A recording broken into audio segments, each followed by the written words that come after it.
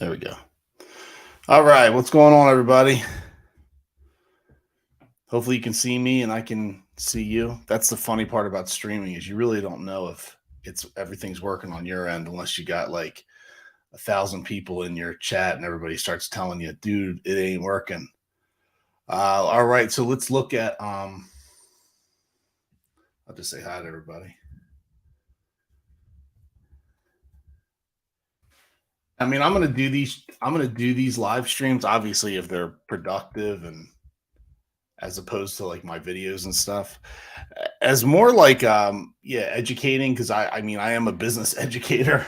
I do have my master's in BCIT, which is like business computers information technology, so that kind of gives me, I guess, some sort of credentials. But trust me, I don't think I'm smarter than anybody else.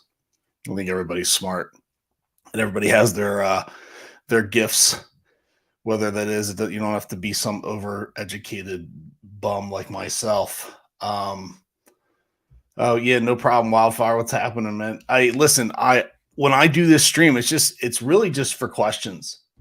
And I know, like you hear about all YouTubers do like super chats. I mean, that really is not my goal. It's really just to have a community. And I know that's like kind of like the spiel because listen, I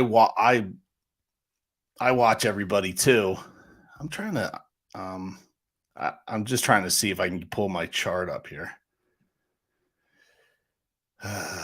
Picture in picture layout. Shift 5. Oh, that's interesting. Sorry, I am trying to figure out some of this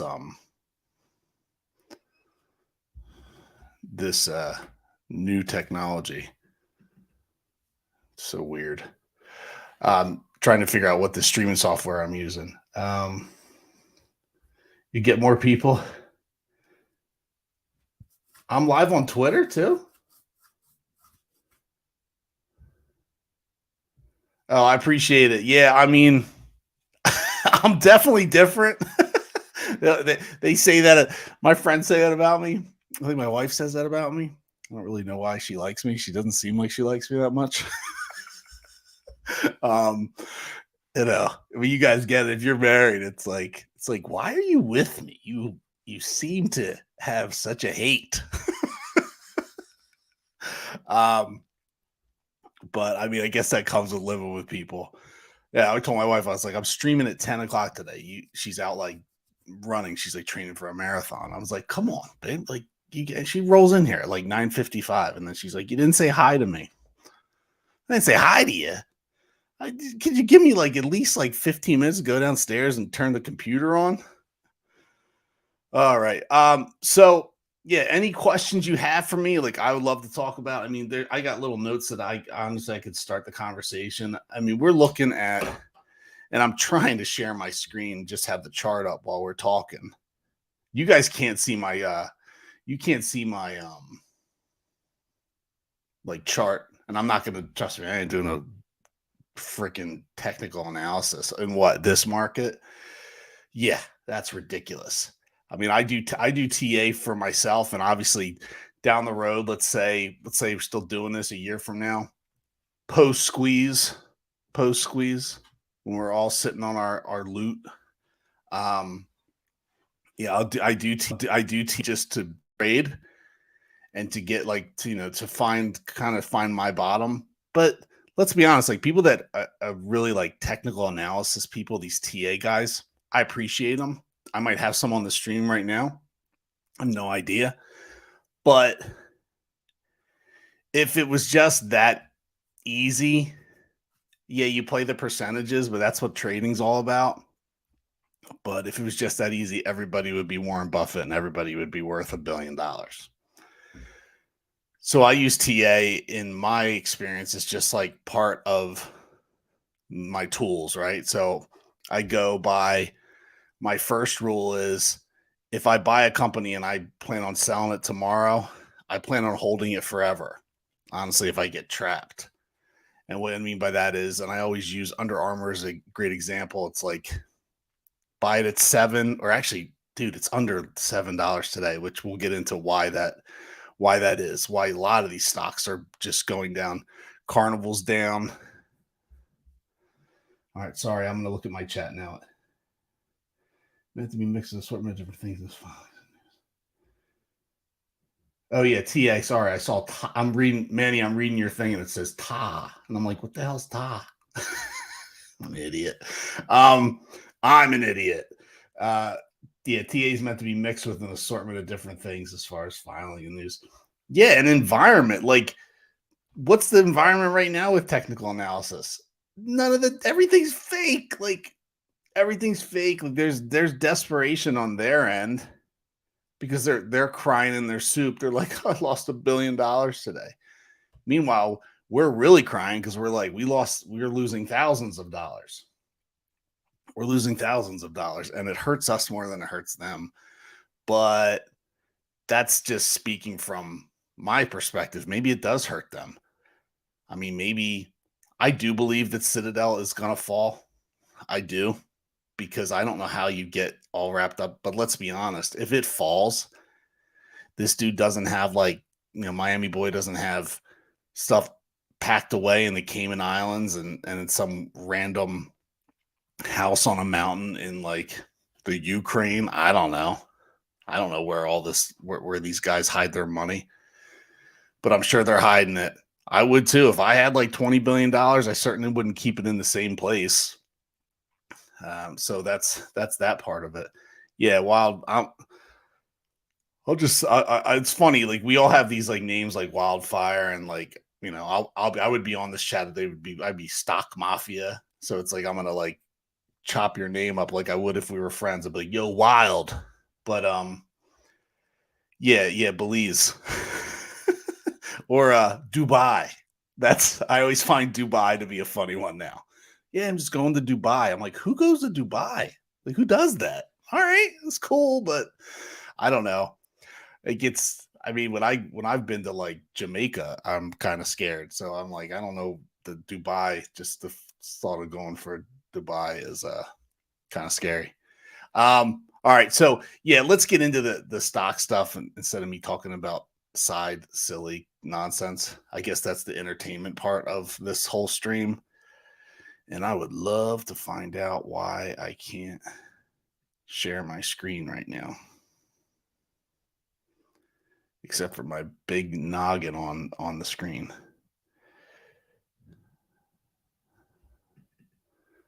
Yeah, StreamYard might not be the software that I end up using, to be honest with you, because I had.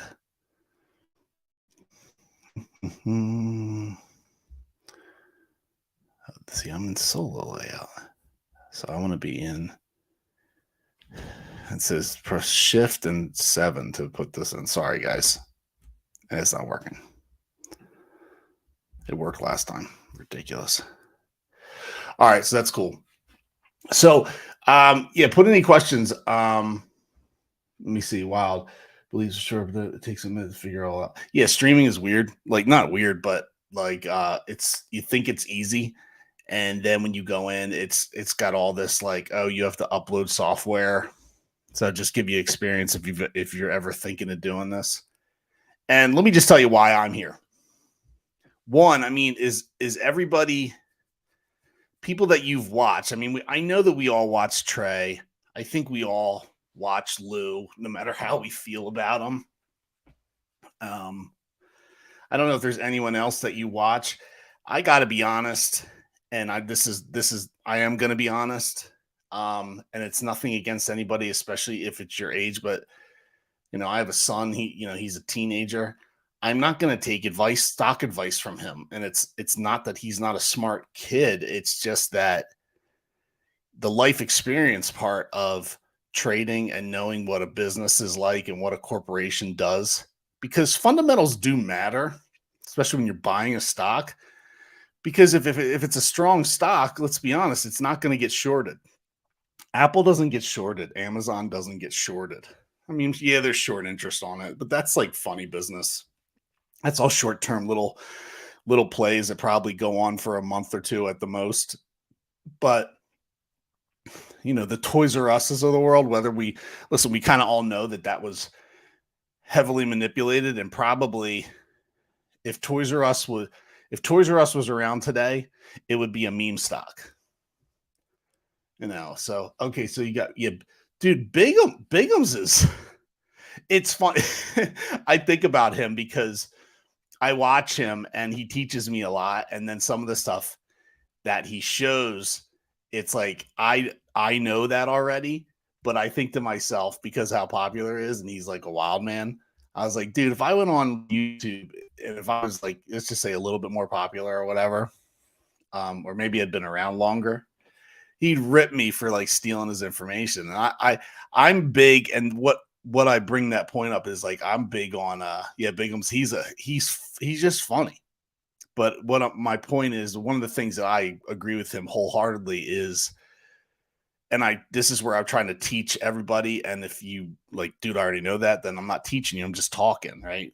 The blue chip stocks, and not even blue chips, but even like heavily held stocks by institutions. Because I don't really consider like Under Armour and Snap like a blue chip, but this stuff is dropping. It's just like stuff that has heavy action. And if you were in my last stream before, I said that Wildfire says I use steel as knowledge. Yeah. All right. Sorry. I got a couple of people here asking me questions. My DCA is 30. Okay, and we are like 9 today, so to moralize them, but at least I can afford to live the summer. Yeah, that's cool, and that's part of the reason I'm here. Is selfishly, I do this for myself. I mean, who doesn't do things selfishly? That's what your motivation is. But to my core, I'm a good person, and I do this because I feel like we all need to talk about this. And if you saw one of my previous videos, I was like, you got to protect your investment. And what I mean by that is like, get out in front of it, get on Twitter, tweet about it, share people's videos that you think are good, even if you're going to retweet, which is all right. Like retweeting, I think that gets lost in the shuffle because I don't know where like a retweet really goes. But yeah, when you see people, and Wildfire's talking about how he watches Bigums and Randall Cornett, and it's funny. I never watched him, the Randall guy. I'm gonna write him down. I know who he is just from.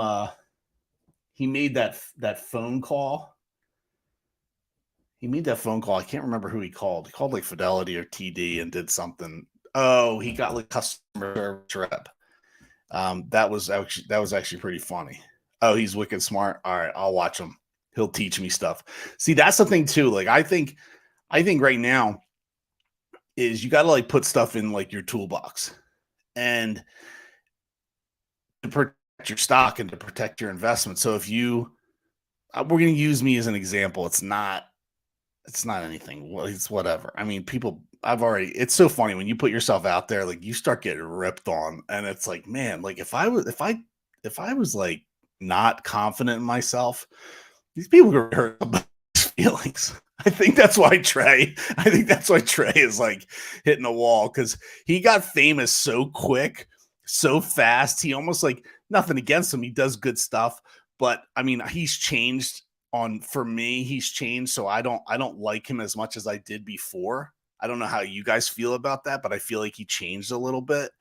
Funny story. If you watched him, and I exclusively watched him, and he told a story. And before, when we first met him, he talked about how he lived in his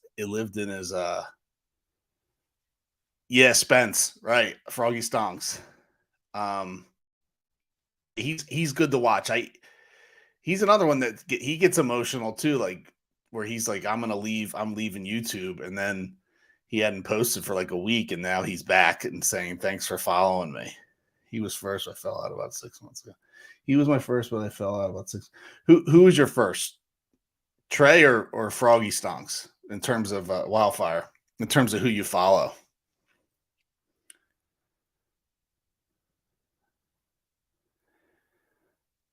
I need to pull. Actually, I wonder if I can do that. That's what I'll do. It's so stupid. No wonder it's funny. I'm looking down at I have 2 monitors. So now I'll look more professional. Like I've been here before. Like, hey, I'm a streamer. This is what I do. And this is how I read my comments with eye contact. Yeah. See, I think Wildfire, I'm with you. when Trey was like working in the military and telling us stories about living in the back of his car while working at Buffalo Wild Wings, I had a lot of respect for him. And I know that's kind of stupid because I should have respect for him now. But he told this story about like, he used this like analogy story, but he said, I drive a Tesla. And when I run out of gas, and it's like, dude, like, I don't know. Like, I would never do that. Like, let's say I become like Mr. YouTube and you guys find out, dude, you know, Stock Mafia makes 500,000 a year on a YouTube channel. What a dick. You know, because I would say the same thing. And then I start telling you stories about, I was on the highway yesterday and my Lamborghini broke down. And it was like, oh God. I mean, come on, man. Like, don't say stuff like that. Like, people don't have a Tesla. Like, you obviously are making decent money because all the stocks that you follow, we all follow, they're all going to shit. So, like, yeah. So Wildfire, I'm with you. So he does a lot of TA. And to be honest with you, I don't know how you guys feel about it, but I take this as good news. The people that are leaving YouTube, the kids, I think they're being threatened and I think they're being paid off. That's because I call them kids. Because kids, they're kids. They're kids. I'm sorry. And you might be a kid. You might be on this feed. And that's okay. Like, I wish I was 20. Shit. I'm not. But I'm sorry. But like, yeah, and here's the thing too. Like, unless you've ever traded you don't have to trade in a bullish market, but if you've never traded in just a market that's like status quo, like I can't, and the only way I know that is by your age. So if you're not over the age of 30, all you ever known, if you're in your 20s and you're like, I'm just gonna talk about Matt Kors because I don't think he brings anything to the table. Like, just not for me. Maybe for somebody else, but not for me. Is if you're like 3 years removed from college, like I think about me when I graduated college, 3 years removed, and I'm telling people, not giving financial advice, you're not allowed to, but you know, you're educating people on finances. It's like, okay. So at least I can tell you, like I've taught at college, like I was a high school business and computer teacher for 10 years. I've had jobs. I've been a sales rep. I've done all sorts of stuff. I have my own business. I day trade for a living. Yeah. And Wildfire, you know, what's funny? Like, I hear a lot of people talk about, and I know Bigums makes fun of them a lot, Kors. But dude has like, it's wild how many followers he has. It's over 500,000, I think. That's crazy. I don't know if you guys know. I don't know if you guys know who Meek Mill is, but so Meek Mill is a rapper, right? And I think the best thing ever happened to Meek Mill was he got arrested, and then he went to jail. And maybe not the best thing for him, but I think it helped his career, gave him street cred. And if you've been in this play like most of us have, we say January 2021. That's the t-shirt that I'll make, right? January 2021. Everybody, and if you know what that means, you would know. You'd be like, yeah, dude, I got you. Like, it doesn't have to say like stocks, doesn't have to say trades on your, be like January 2021. Especially, or something that says January 2021, 801. You'd be like, yeah, I got you, man. I got you. But Kors got his like channel taken down. That's like me getting my channel taken down now when I have like 200 followers. I don't even think I have 200 followers. But, you know, it's one of those things where it's like, oh no, Stock Mafia. And people are like, who the hell's that? That's how I felt about my Kors. I was watching Trey and just watching other stuff. But Trey was like somebody who was like out there streaming that I really enjoyed watching him, especially in the beginning. Yeah, 801 vet wildfire. And guys, if you're in this chat, I know there's 6 here. Please put a question up. Oh, Manny, I'm sorry, man. I would take a million without hesitating, get my family to take care of. Yeah, so you're talking about like just oh, here we go. Yeah, you're talking about like taking money. Or getting your Manny, you're pretty much talking about just getting paid out in terms of like our stock price going up. Yeah, I'm pretty fascinated that we're still here today. I bet you guys are all that way. Um, I'm pretty fascinated just because I sat back when this was all going on, and I remember when I bought my first shares, and I bought like 13 shares on Webull, which I'm not on Webull anymore, but I was like playing with it because I like their charts. That's what I'm looking at now. If this stream thing would just work, I would put the chart up on the computer, but it's not working. It says press shift F7 and I do it and it doesn't do anything. So, and then it says having issues, contact us. Yeah, I'm streaming and I'm going to get customer service. That'll keep the people having fun. The hell's that? Stupid. And then they're like, well, if you want full access, you can pay us. It's like, well, I'm going to pay you when I figure out your stuff works.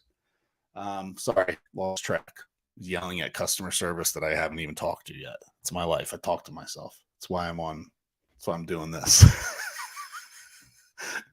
But yeah, going back. So I bought those little shares, and I thought to myself, dude, with the short interest on this, I was like, I'll take $1,000, man. This is going to $1,000, like easy.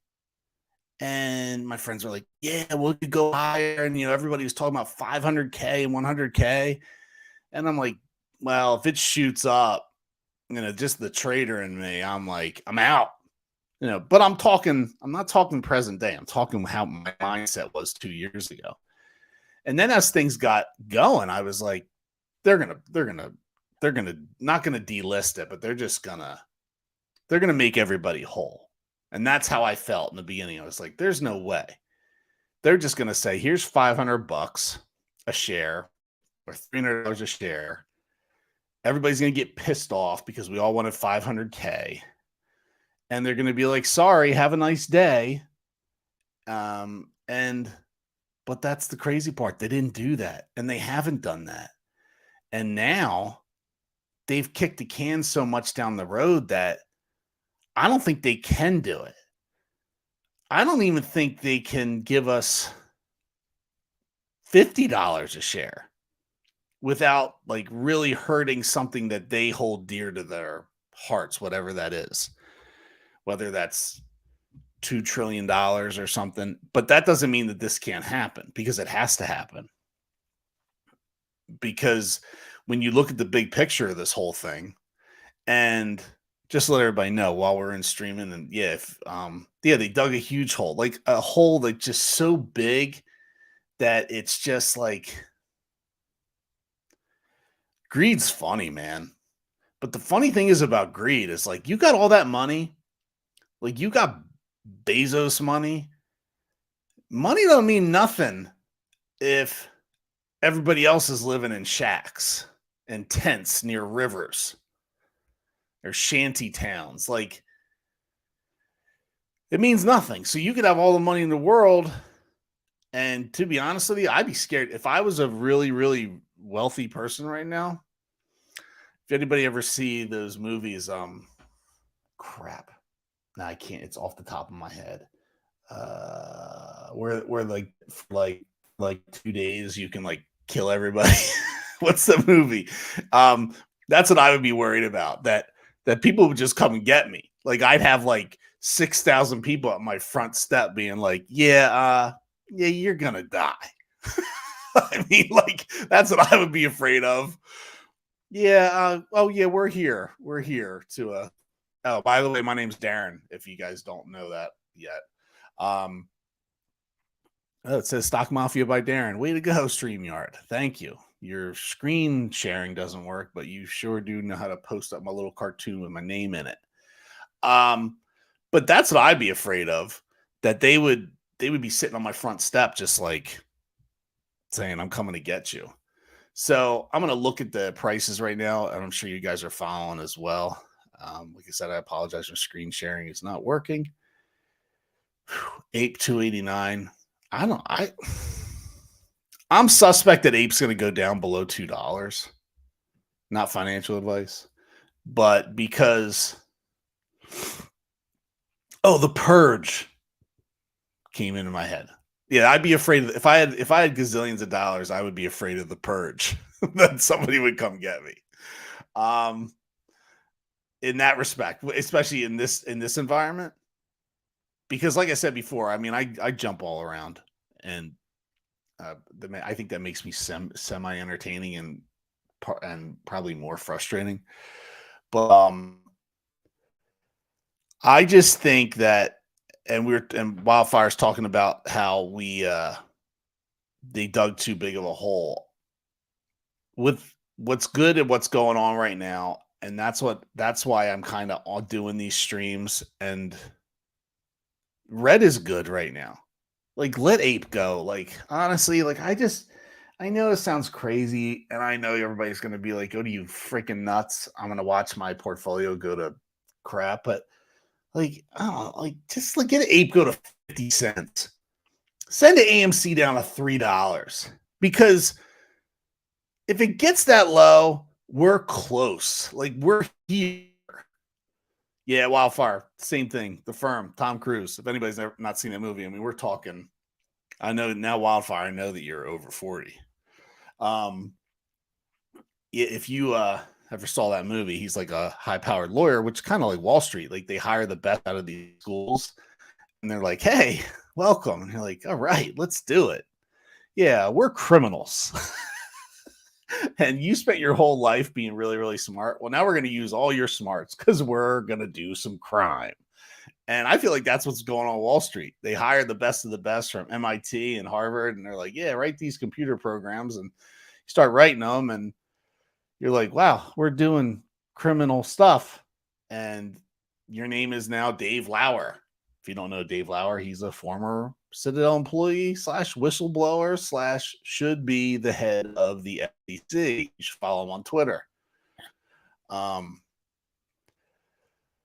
that's the whole thing. Yeah, it's just what I was trying to make my point is volume is low. I want to see the prices go down because nobody's selling. Nobody's selling.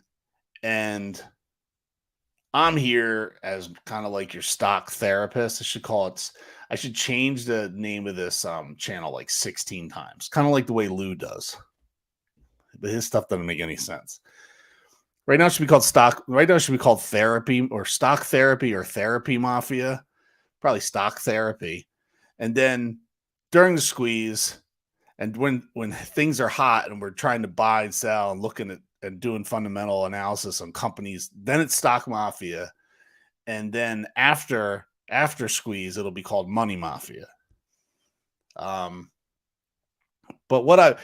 all these points that I'm talking about, it's just we're not leaving, we're not selling. Volume is so low. It's so low. And brokerages aren't making any money. They're not. They make money on payment for order flow. And if there's no action, if there's people aren't day trading, I'm not trading right now. I'm not doing anything. I'm looking at Ape and watching it go down and deciding, what's a good entry point, but nothing substantial. I pretty much have my position, and I think a lot of you do too. They think we're going to sell. We haven't sold for 2 years. Not going anywhere. Not going anywhere. We all have our shitty jobs, and we put our savings into this because I've said this before and I'll say it again. People say, "How can you invest in this market?" I'm like, "How can you not? I'm betting on it going down." They're like, "Well, you own AMC and GameStop." I'm like, "Well, what does that mean?" It means I might as well be shorting the market because when this thing blows up, we're supposed to go up. So Yeah, Wildfire, I'm with you, like, trying to wait us out, but, I think we're getting to the end here. I don't know what the end means, but when you see other things and that's the greatest thing about international stuff. I was so excited because I'm a GameStop holder too. I was so excited when GameStop did their split, and then like Germans. I don't know if we have anybody from Germany on here, but it's only six of us, five, six. But yeah, I need help getting people into these streams. I've only been doing this for like 3 weeks. I'm like, what's going on? Why haven't I blown up yet? Ridiculous. I'm ridiculous. Um, but yeah, waiting us out. I think when things happen internationally, I'm like, this is awesome because let's just hope that all these other countries aren't as corrupt as ours. And since they've pretty much like outlawed shorting in all the countries except ours, it just says, well, they're not as corrupt as us. And I hope they put pressure on our government because I would, if I was running any country and if I found out if it's in Germany, I would say, yo, Wildfire, appreciate it. Thank you. I know it does take time. It's silly. I guess what motivated me to get on here is like there were so many people just posting through their phone and having people follow them. And I'm like, and once again, no offense, it's a bunch of kids. And if you're under the age of 25, you're still a kid. And I'm not making fun of you because I wish I was 25, but I'm not.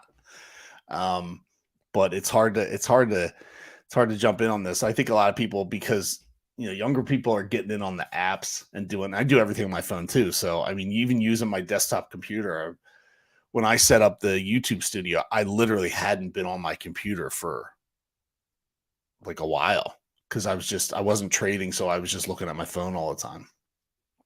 Yeah, there needs to be an adult in the room. An adult in the room. I guess that's why you follow Spence. And listen, and I'll be honest, like I really like Spence. Like I think he's good. I think sometimes he says stuff that I disagree with, but that's part of it.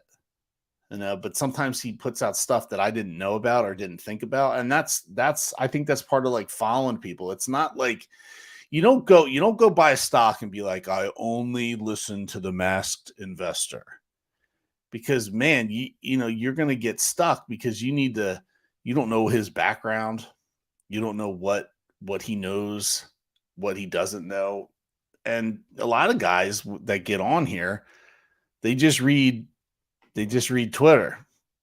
Now I give Spence credit because he reads a lot of his stuff, and a lot of his stuff he's an intelligent dude. So, and no, but just I watched the British guy Thomas James. I'll watch him sometimes, but he doesn't bring any type of perspective. He's just telling everybody, and he reads Spence to you. So it's like somebody who follows Froggy Stonks.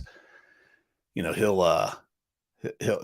read that stuff to you. So it's kind of interesting how that all plays out. But for me, and I'm sure Spence would probably agree with me, I respect those that put their face on the camera. So if you don't have your face on the camera, I'm not watching you because I can't read you.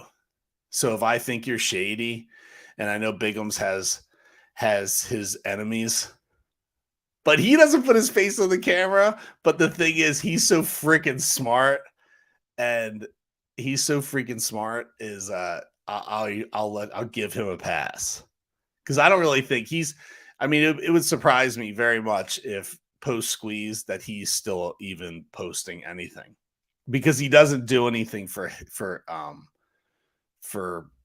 clicks or likes because you can't when you post, and I'll be the first to tell you, when you post like something for an hour, you get like 40 views, but then you post like a 2-minute clip and you get like 1,000 views. So people have no patience. Like, hey, watching that for an hour. Can you break this up? And I know he talks about how people are always yelling at him and saying, can you just do like 10-minute things? And that's the truth. And he really should, but he doesn't care. He doesn't have time. And he's motivated probably like, yeah, I want views. I want to be clicked because I want to see people watch my stuff. So, and I'm a marketing guy, so I can't go against what I know. I can't go against what I know works because that's where I have my first degree is in marketing. I can't go against what works, but with him, he's just like, I got to get my message out. People need to see this. And that's also how I feel. Yeah. Well, I think we're all like that now because of these. You know, I mean, I was at my kids' back to school night and I'm like, I'm a child. And I'm like, this is so rude. And I was a teacher and I've been on the other end. And I'm just like checking to see what's on Twitter, what's going on after hours. Because one of these days, man, we're going to be sitting in our back to school night or sitting at Starbucks or some coffee shop or, getting your kids McDonald's or something stupid. And you're going to be like, oh, shoot, it's happening. And I just said that and I just got chills. I was like, oh my God, it's fucking happening. It's happening. And I tell you what, Wildfire Marketing, my man, boop, boop, boop. Yeah. How's that going for us? Makes us sales reps. That's what makes me. That's what it made me. It made me a great sales rep. But I use it a lot in everything. Yeah, I use my marketing degree. I shouldn't bust on it. I guess I don't know. I'm a pessimist just at heart. Like I almost want my kids to just like go get like become plumbers. My daughter just become a plumber because it's a trade. Nobody could take it from you. And the way the environment that we look at and the what's going on in this world, I mean, I don't know, the hardest thing that I can find to get done, and I do a lot of stuff myself as a contractor. It's crazy, but just getting a contractor to come to your house and actually do good work, it's almost impossible. I've had guys, I couldn't install my garbage disposal. And I thought, I don't think I can do this. I hate playing with water. And I had a guy come in and he just did a terrible job. And then I had to pay him and then it leaks and then never called and never he came back. And I was like, I should have just done it myself. And that's a lot of it. It's like, just do it yourself. Thank God for YouTube. Do it yourself. YouTube can fix anything. You just have to follow directions. So that's cool. Yeah, morticians, dude. Yeah, but don't if you've been on if you're on any of my 2 live streams, I tell a story about how I lost my ASS on a company called Stonemore, and they were a funeral business. And I thought to myself, well, how bad? And this is early, before I really understood the market. And I thought, like, you buy a good company and they make profits. And if they make profits, their stock price goes up because that's how it's supposed to work. And that's not how it works. But I didn't know that. And I lost my behind. And it took me 5 years of averaging down to get out of it. And I think I made like 10 grand. But I look back on it and think if I had that money during a certain time in the market where the market was like just the bullish of bullish markets, I would have done okay. But yeah, Stonemore was a wild thing. What saved me actually was my investment in Amazon. So I had a huge stake in Amazon when it was like $500. And then I put a stake into this company called Stonemore based off of some advice that I took from a financial advisor. I mean, these things, you learn the most when you get kicked in the you-know-what. It's crazy because I got my street masters in Wall Street when I lost my behind. And honestly, I think everybody is. So if this is the first time you've ever invested with this AMC GameStop wave, congratulations. You're going to make your money back. I can't guarantee it, but if you don't, there's a lot of people are really gonna. It's just, if we don't make our money, if we don't get what we deserve, what's this country gonna look like? Because if they get to buy their way out of this one, and so what we're gonna have 20 families that are trillionaires, and then everyone else is dirt poor. Yeah, I don't know, dude. That ain't gonna fly. But Wildfire, I'm with you. You make mistakes, and that's what master's degree in Wall Street bets. And that's how I feel too. Like when I got out of that bad play, I was like, whew. I was like, I'm so happy that I'm out of this. And I really technically didn't lose any money, even though I kind of did, because I wasn't making any money in interest while I was down. But I learned about averaging down. I learned that even though the CEO of your company technically should be for the shareholders, they can get bought off, paid off. They can have, they still make money. Ryan Cohen posts about it. It's like, when he got rid of all these executives from Bed Bath & Beyond, Bed Bath & Beyond was like ready to declare bankruptcy, and all these executives are getting bonused out.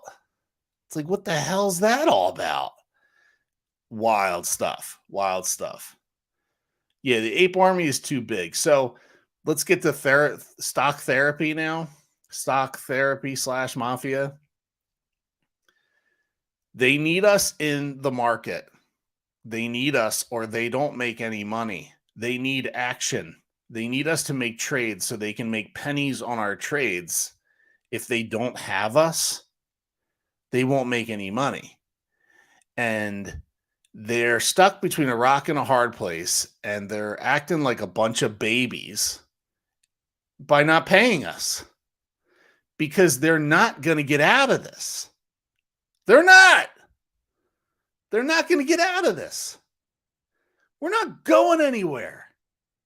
And I'll say that 100 times. And we're not going anywhere. And I don't care if Trey leaves and all the other kids leave. The men are stepping up, and the men are here. And yeah, it's ego. Wildfire, I'm with you. It's total ego. And guys, please put in questions. I know that there we go. Alan, what's happening, man? Just saying hi real quick. I've been here from the start of the stream, but I have you on the background because I'm busy. I got you. Cool. Appreciate it. Thank you. Yeah, I am consistently going to be here Monday, Wednesday, Friday. Now, I'll tell you, when I become a gazillionaire because of the squeeze, I don't know how I'm going to change. I might be like Trey and start telling stories about my Lamborghini breaking down the turnpike. And everybody would be like, dude, you're a dick. And I'm like, yeah. I'm like, you're right. I'm done now. I'm done. But let's hope we all get there. But I think to my core, I'm a good person, and I think it's going to be very hard to change me. You give me a lot of money, but it's going to be very hard to change me at this point. I'm probably still going to be cheap. I'm probably still going to be doing a lot of stuff on my own around my house. And listen, I think guys are inherently cheap. I think because we feel like we have, and no offense to the ladies if there's anybody on here, but we have financial pressures on us from society. That's how I view it. Is like the man is supposed to earn, right? We're supposed to earn like a bunch of freaking cavemen. So yeah, we are like frugal in the fact that I'm like, if I know that I can change my own light bulb, I'm like looking around this room here, and I'm like, I know that I can probably hang that door that, maybe my son and his friends knocked over when they're clowning around in the basement. I'm going to do it. And I'm not going to hire somebody and pay somebody $500 to do something that'll probably take me 20 minutes. So yeah, if you want to call me inherently cheap, sure. I'm cheap. I'm frugal. I'm not spending money on something that I don't have to. So that's my deal with that. But going back to we're not leaving, like, yeah, we aren't leaving. We're not leaving because there's no reason to leave. And we're also underwater. And if you've watched any of my previous videos, I will tell you this, and I've said this for years. It's the old man playbook. The old man playbook. You attach the old man, whatever on I call it, I know some people call CNN the Cartoon Network. I call the other network the Cartoon Network Business Channel with Mr. Booyah. Because I don't take any advice from them. And if they have somebody up on that show, I'm like done with him. Liar, liar. So you put one of those rich old white guys on the screen, liar. I don't care if I know Jim Chano says he's long, he's short, he's long on Ape and short on AMC. That makes no goddamn sense. Makes no sense. They're the same stock. Honestly, and I can't see, and then you get guys on the tube and the just people that says I'm not a YouTuber and make fun of YouTubers. Well, I'm not going to do that. That's so hypocritical. So, I do take offense to when guys start saying that in any sense, like I'm not like them, dude. You're just like it. If you're on here and you're streaming, you're like them. You're different. Just be different. You don't need to talk about. Don't do this with a YouTuber. Stop listening to YouTubers. You're on YouTube talking, and there's things that, and I'll be the first to, and I don't mind. I'll take the heat, honestly, because I don't care, because I'll be honest, like I like I said, I like Spence. I listen to Froggy Stonks, but sometimes he'll talk about how like the popcorn and the credit card is really going to blow up. There's no money. There's no real money in that. There just isn't. I'm sorry. There's a highly likelihood, because I used to sell manufacturing equipment. There's a high likelihood that, so I'll tell you a story. So here's the thing. You buy Frosted Flakes. I think Kellogg's makes Frosted Flakes. It all comes off the same conveyor belt, guys. So when you go to Aldi and they don't have Frosted Flakes, they have Polar Bear Flakes, or Chili Flakes. It's the same thing. There's not a Chili Flakes factory. It's all coming off the same conveyor belt. I'm telling you, it's coming off the same conveyor belt. I've seen it. I've been in these major food plants, these cereal plants, these cookie plants. You're like, oh, that's a fake Oreo. I only eat regular Oreos. Oh yeah. The only thing different about that Oreo is that it has like a different stamp on the cookie on the top. Oh yeah, Tylenol. Total. Dude, it's funny. First time I ever realized that, it wasn't even with the food. It was with Pepto-Bismol. And he just saw it all coming off the conveyor, and it was like different bottles. And they're like, yeah, we're running the regular Pepto, but then we're running Rite Aid's brand or Walgreens brand of Pepto. Yeah, it's the same. It's coming off the same stuff.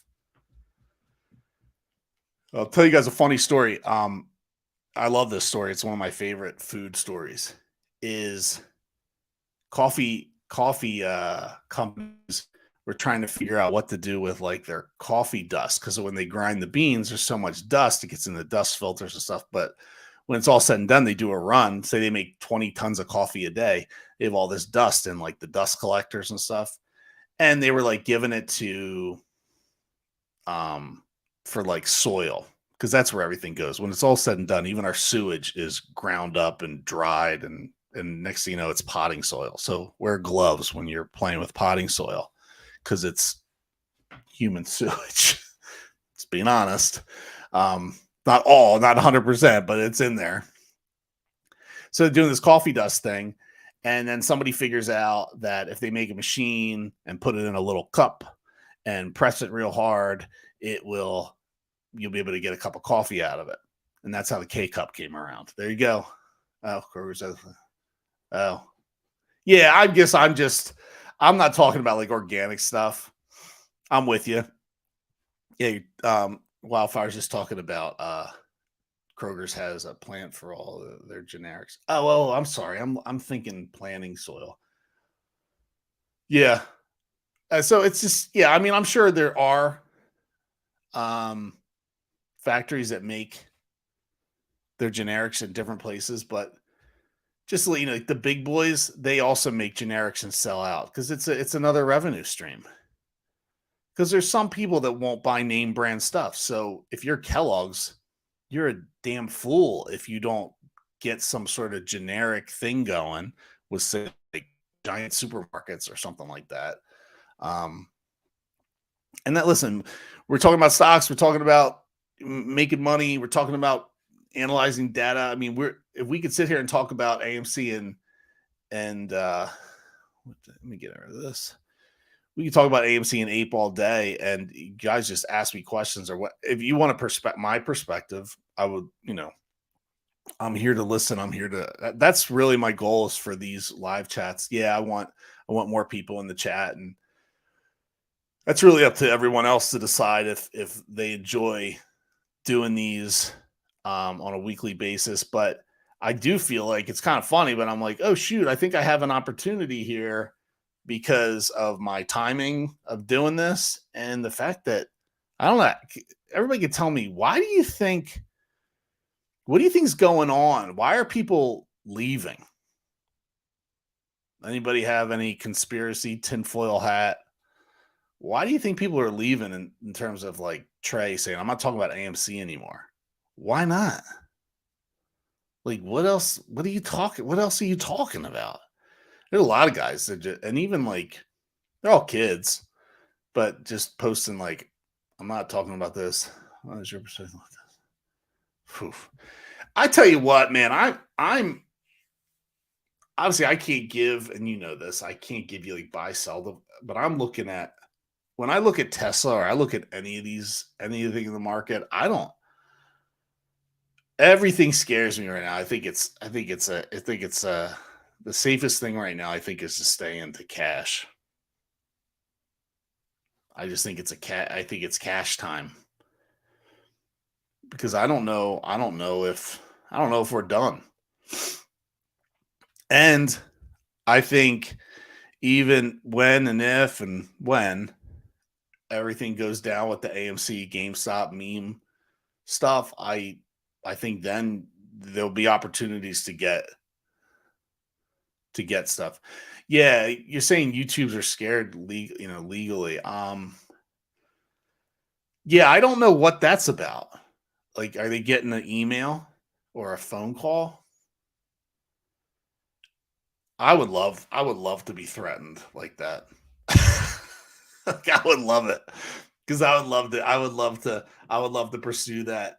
And I think it's kind of funny is it's like people get scared of that stuff, but it's like, all right, come on, like bring the heat, man. Like you're gonna intimidate somebody my age, and I was like, I got too much knowledge to know that you got nothing to stand on.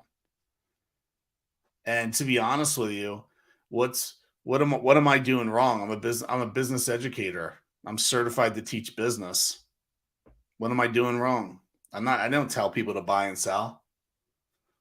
I'll do an analysis on a company and say, hey, check this out. Look at Tesla. What's going on? And I'll tell you right now, look at the market. It looks like crap. Looks like absolute crap. The data is wrong. Nothing is right. You could have an Ortex subscription and pay them $550 or $600 or something like that a year, and their stuff is wrong. Like the stuff that. So what's the point of that? Ortex is coming out now and saying we only get 85% of the data. Well, damn. Like that's that. So I'm paying you for that. For what? So you can tell me we're at 100% short interest utilization with you? What does that mean? Nothing's happened. Yeah, I heard we were told saying not financial advice doesn't protect them or something. Well, I don't know. I don't think any of these guys are doing anything wrong. I mean, like I said, you can't educate people in the market. It's just funny how that whole plays out. That's ridiculous. And I think it's easy to intimidate a kid. So go ahead, like, come on, like you threaten me. Like, what do you want me? That's why I think Lou's a plant.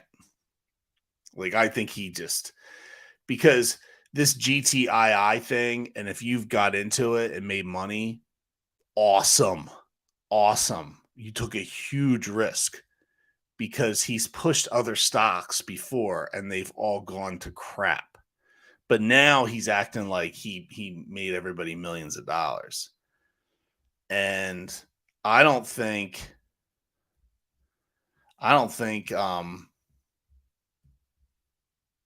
yeah, well, the thing with Lou, so we'll get to Trey and we'll get to Lou because it's just like I don't think and guys, please put questions in, honestly. Is I think Lou, just on a YouTube basis and how offensive he is, guys get shut down for so much less than that. So if you're gonna make fun of ethnicities and go like chop chop chop and chim cha suey and say all that nonsense and then curse at the rate that he curses, I mean, I'll try to keep my cursing in check. It can be hard at times, but like, especially with my videos, I'm not going to curse. I'm not going to do it. Maybe you catch me on a live stream. I'm sure I curse like 5 or 6 times. Yeah, he's obnoxious, but he is getting fed information. You have to watch him. You have to, because he's telling you stuff that's coming from the big boys. And then I'm sorry, like, yeah, give him, like, subscribe to him.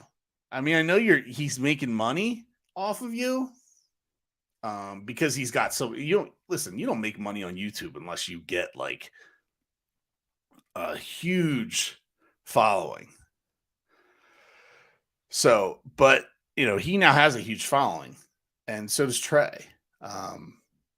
So get back to Trey and why we think he left.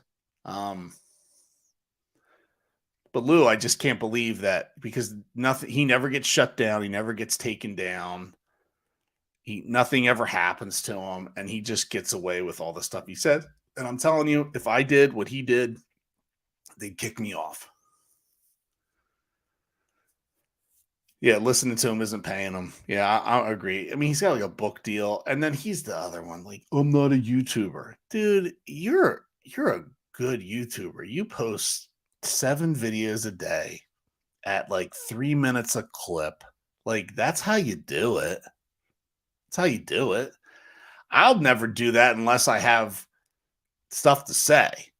I mean, when he starts talking about him and Blinky and living on the streets and telling his stories, I'm like, you're just, I don't like you. That's when I start not like, I just turn him off. But no, he gets stuff from information. Like, I don't know if he worked at a boiler room in Wall Street. I'm outside of Philadelphia, so, and I've been in Manhattan. Manhattan does not intimidate me. I'm not intimidated by New York City. A lot of people are, and I understand that, because it was a sales territory of mine. And I'm not, just because you're from Manhattan doesn't make you tough. And that's what he's trying to like say, that he comes off of this tough guy nonsense. And let's be honest, he might have been tough when he was 20. I think we all were. He doesn't look like he could go one round right now without falling over. So just saying that. I'm not making fun of anybody. We all put our weight on. Stuff happens, man. We all get old, but you put yourself out there, you start telling people what a badass you are, you better look the part. And he doesn't look like a badass to me. So why is being a YouTuber a bad thing? Thousands do it, and I learn stuff every day. I could not get this from anywhere else. Yeah. Well, that's how I feel. So for those of you at Wildfire, I need your help, man. Got to get people to come see me. But it's just I used to hate it. He would pretend to talk, walk past the camera. Yeah, when he would go for his walks in Central Park, but you guys know that he says stuff, and you're like, how'd you, and then like a week later it happens, and you're like, who told you that? Like, how did this guy's getting information from people? So like I said, he knows people. He lives in Manhattan. He probably has a group of dudes. They may have even grown up with him. And I appreciate it, Wildfire. I appreciate it. and he gets guys to give him information and the stuff. When he was telling about crypto exchange and all that stuff and the U.S. digital coin, I didn't know about that until him, and here we are. So he does find out information, and on the other side, he's offensive, obnoxious, and sadly, and that's not sadly, but that's part of the reason like I'm on here because of people like him.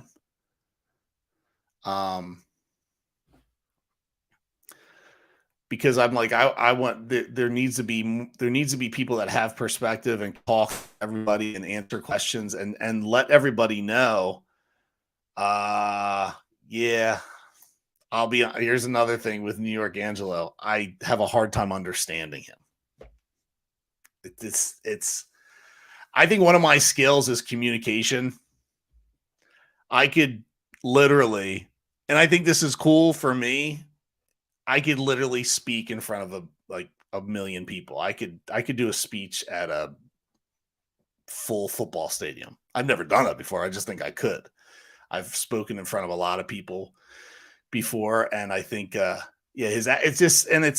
and to be honest with you, with New York. Oh, so Wildfire's asking what I think about New York Angelo. If you're not following the chat, I have a hard time understanding him. So that's he. Yeah, there's a couple guys that do that, and he does have some clickbait titles, so you have no idea what you're clicking on. And I got to be honest, that's from a marketing perspective. You got to give him some props, because I'll tell you this: like, I thought, if you've watched any of my videos, I thought the last one that I posted was actually pretty good, and it's got like, I don't know what it has now. I might be shooting high and say it has less than 100 views. I haven't looked at it. And it's because, you know why? Because I didn't put a picture of Adam Aaron on there, and I didn't say it's coming or get ready. So you see Adam Aaron's picture and you see get ready. You're like, dude, I got to click. Yeah, dude, Wildfire, and so Wildfire just said, and he plays clips now from like CNBC. I'm telling you. Okay, so here's the thing. Ready? All right, so Trey's leaving. He's got a lot of followers. A couple other guys I can't remember. Oh, Lou won't talk about Ape anymore, even though he talks about it every day. So you got all these guys like, oh, well, Matt Kors thinks that someday he's going to have his own show on CNN or something. I mean, he could care less. He'll go to the highest bidder. He just will. And he won't make it, because I'm be straight with that guy. If you sell out on everybody, the AMC community built you. So don't start saying you're not going to talk about it, because you're bailing on the people that built you. And your voice is extremely annoying, and no one's going to watch you because you don't have the voice of a broadcaster. Sorry. Who you going to watch the weather from? The guy with the bow tie and the goofy glasses, or the hot chick? They both can tell you the same weather. Weather people are always wrong. So, but going back to Angelo, so that's where my point is like, guys are leaving. Trey's saying, I'm not talking about it. There's a couple other guys on YouTube I saw that are like, this is my last AMC video. It's like, dude, I never even watched you before. So good. And, but it's all the kids. And the thing is, now Angelo just plays videos from CNBC. I mean, he plays stuff that he finds online sometimes, but a lot of his stuff is CNBC. Now, if he was if he was a killer of the movement, how is he getting away with that? Because you can't make any money, you can't get monetized, and all that other fun stuff, because there's a copyright infringement. You hear Trey says, when Trey said that he plays like regular music, like music that we hear on the radio, he doesn't make any money because he's feeding, one day he was like playing like Pearl Jam. You can't do that. You got to pay Pearl Jam to do that, or whoever owns the rights to his music. So So let me see. Lou posts more TikToks on YouTube than anything else, and they aren't even his. Yeah. Well, yeah, he Lou's funny. I mean, he doesn't make any sense, honestly. Sorry, my phone's ringing. As no matter how many times I do not want my Mac to link to my phone, it just links itself. So,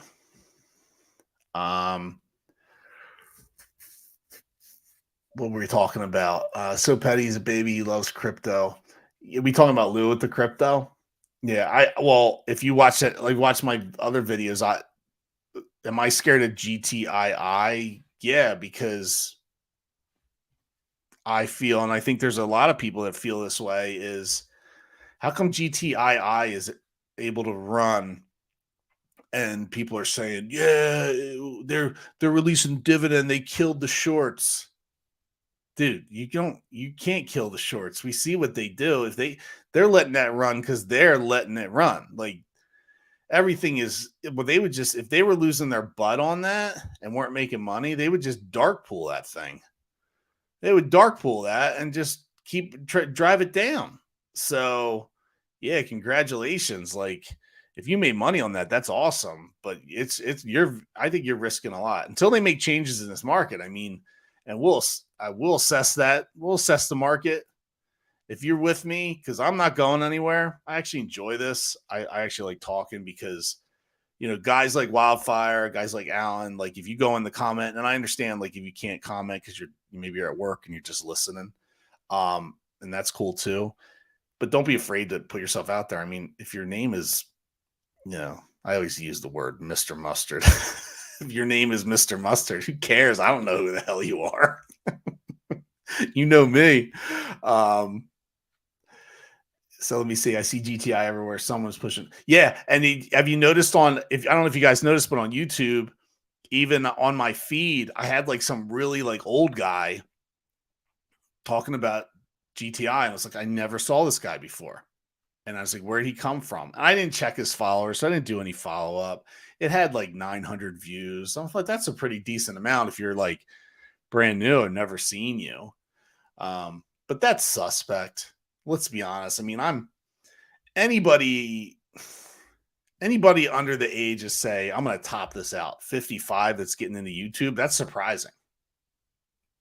Because I think sometimes somebody like me getting on here is maybe even surprising. It's not part of a 40-year-old man's culture, technology. It's just not. I mean, we are into it and we get it.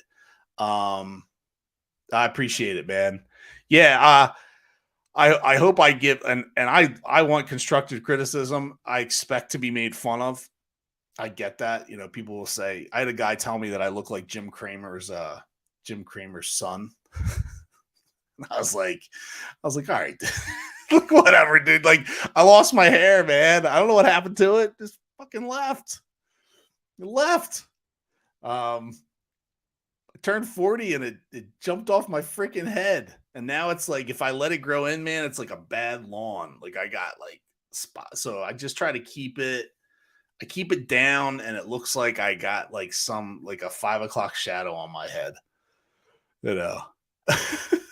But yeah, guys. So I'll tell you what I said to him, and you can actually see in the comments. Is he's like, yeah, you look like Jim Cramer's son, or Jim Cramer could be your dad. And I said, oh man, I really wish, because I would put him in a home. I would just put him in a home so he'd shut up and stop costing people money. That's it. I got you. Yeah, every guy, like, I don't know what it is. Maybe it's like all the preservatives we ate, but man, I tell you what, our hair does not hang around when we get into our 40s. And I feel fortunate because I had buddies in college that had that issue. And one thing that girls are fierce about is like girls and their hair. I mean, I'm divorced. There we go. I'm just like you. I'm like 50% of America. I'm divorced. I got remarried, and I know my new wife, who's like the best. She'll like say like, oh yeah, like she even said, and I met her on Match. Yeah. So, She'll even say like, I didn't want to meet any cue balls. And at the time, I think I was in denial of my hair because I still had some and I had no flipping idea that I had like hair was lost back here. I had no idea. Yeah, I'm with you, Wildfire. You just shave it. So I do, like you'll see like every like 3 days, I just buzz it down and then it'll come back. I think it's like getting splotchy again. So I'll probably buzz it down and this weekend or probably tomorrow. And I can't do the beard thing. I mean, I do like the 5 o'clock shadow, but like under here, I can't do it. It just itches me. So it is what it is. So I'll try to like lift weights and try to stay in some sort of shape to make up for my lost lack of hair. Got to say, somewhat attractive in this world. I mean, seriously. Um, Wait, girls like it now. The past 5 years, it's all changed. What do you mean? They like the beards?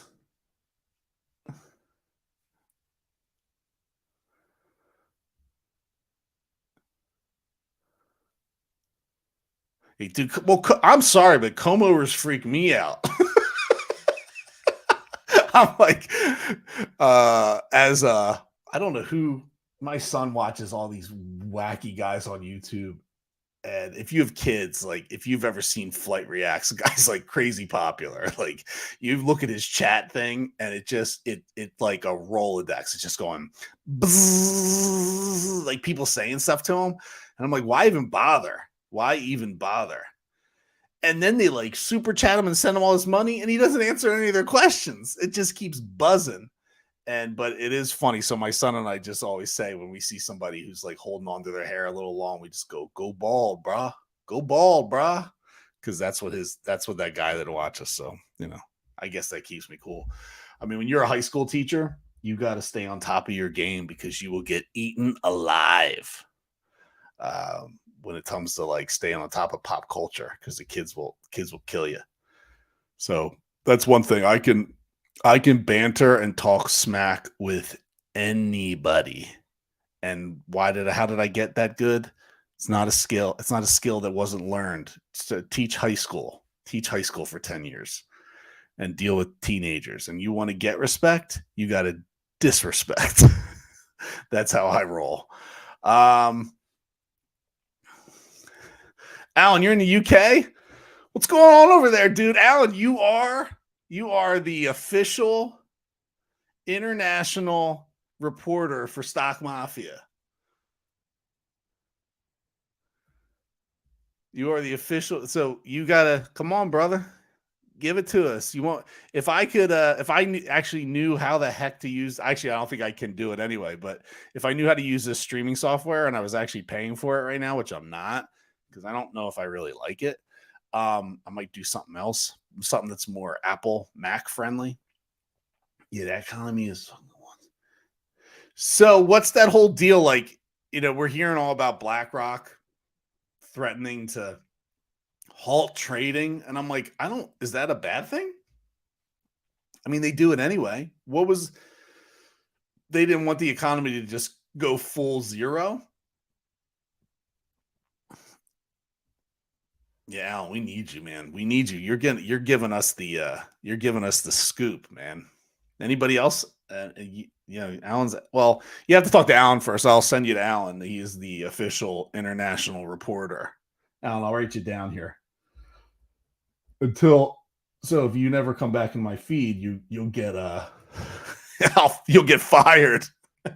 But I am going to put you down as international reporter for Stock Mafia.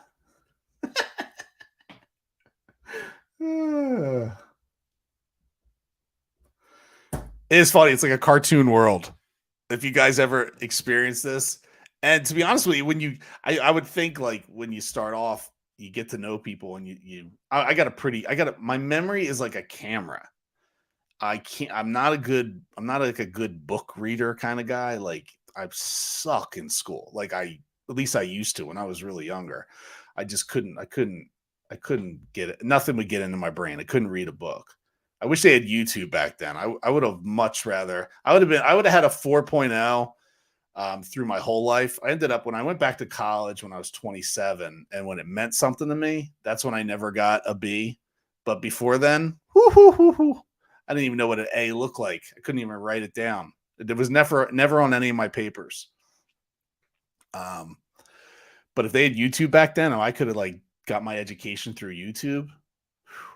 Man, that's why I tell these kids, like, dude, what are you guys doing? Like, just get it done, man. It's all right there for you, and they take it for granted. I think people maybe even over the age of 35, they're like, dude, this YouTube thing, I could fix my plumbing and learn how to rewire a computer. You can learn anything on YouTube.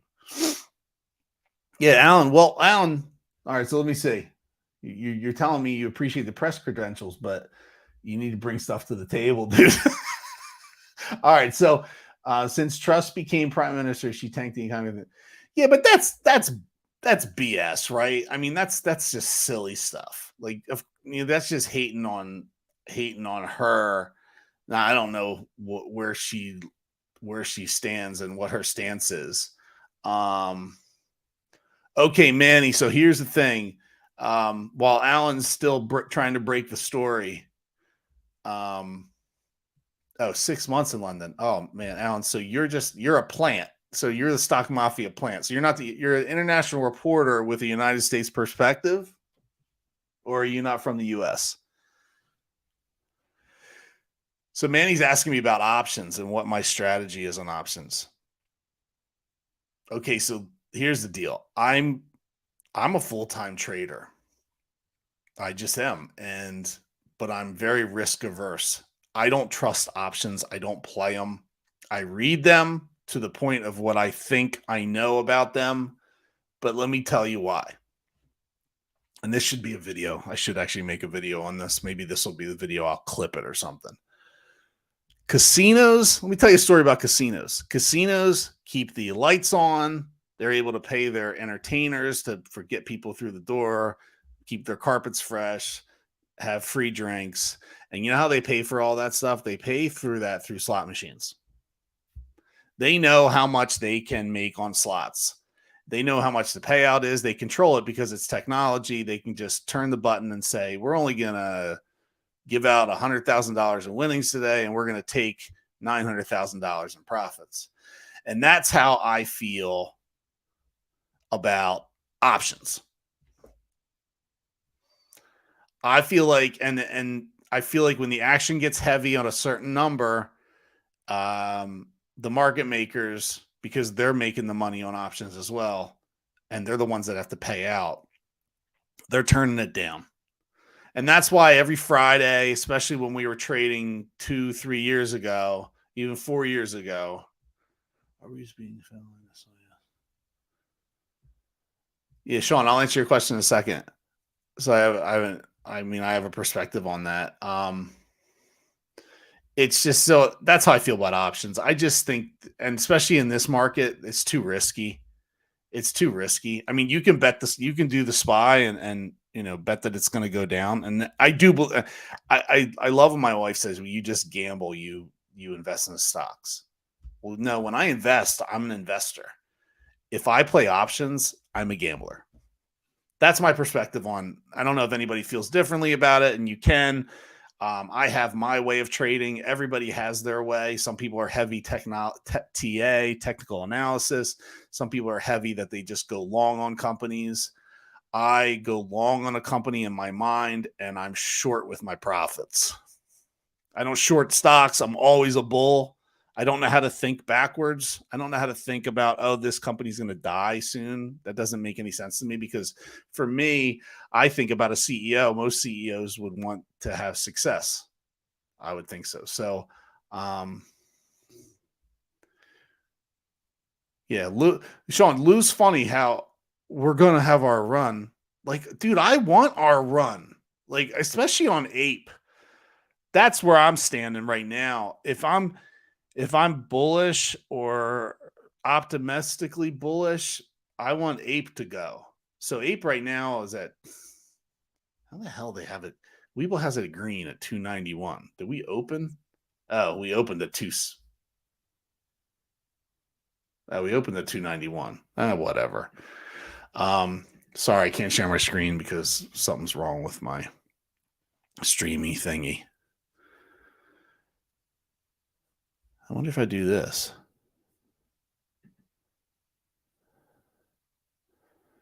Share screen. Hold on. Oh, I don't want that.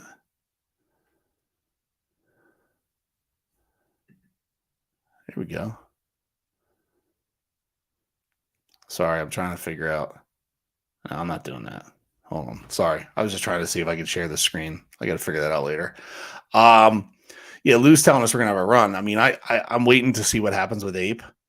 If you guys read that, if you've read that prospectus, it's pretty interesting, and I think a lot of people have the same feelings that I have, and you guys can tell me if I'm wrong or not. But it looks like when they're going to sell Ape, they're not going to sell it for $3 through Citigroup with his 425 million shares. It looks like they're going to get some sort of negotiated price, whatever that could be. And I don't know how that works, because if you're doing it off market and you're saying, let's say Adam Aaron sells it for $15, how does that then price action is it going to go to $15 for 20 minutes? I don't know. Does it start ripping after that? So that's the one thing that I don't understand, is if you're going to sell it on some like private deal side to make all these brokerages whole, because Alan, you got your Ape? Oh, Alan's in Scotland. I got you. Sorry.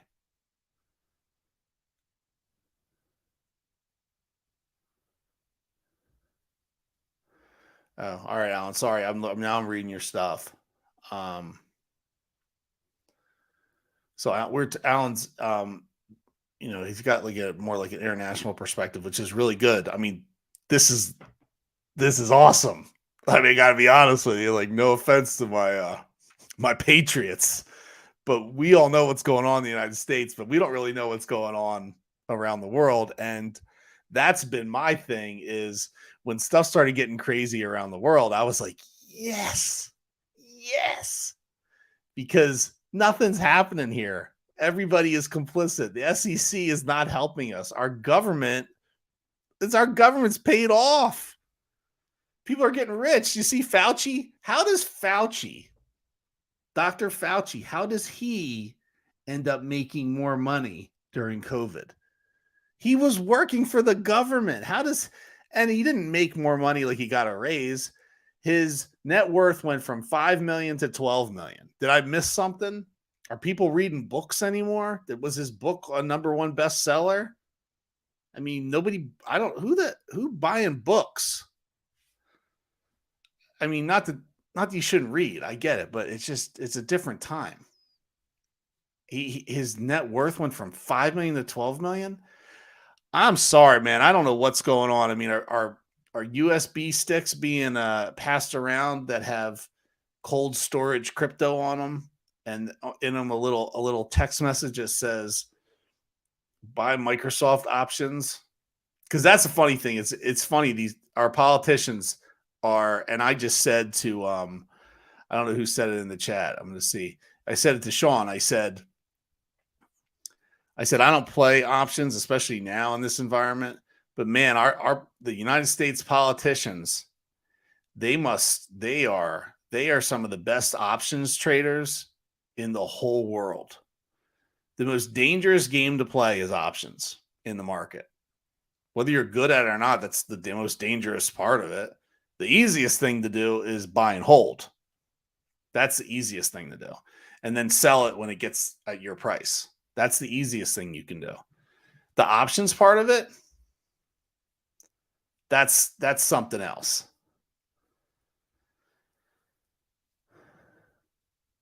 Yeah. So Sean, where are you out of?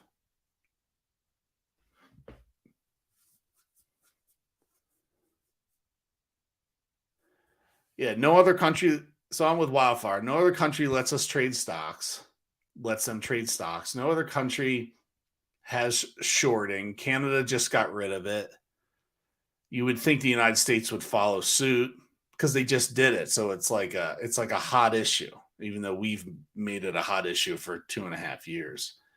And I'll say this, I always feel I need to say this, like all this stuff, and I haven't even said anything about stocks. I'm just talking about environment. But like none of this stuff is financial advice. Like, there you go. I just did it. It's my conscience. Even though, like I said, we're just talking about business. Seems to be yeah, I know, a little dangerous to comment this way, but sorry, I shouldn't do that. Yeah. If I do something that's annoying, tell me because I don't realize it. So if I start reading comments and I go this, I'm like reading out loud. That's annoying from your perspective. So I won't do that. So I'm reading comments.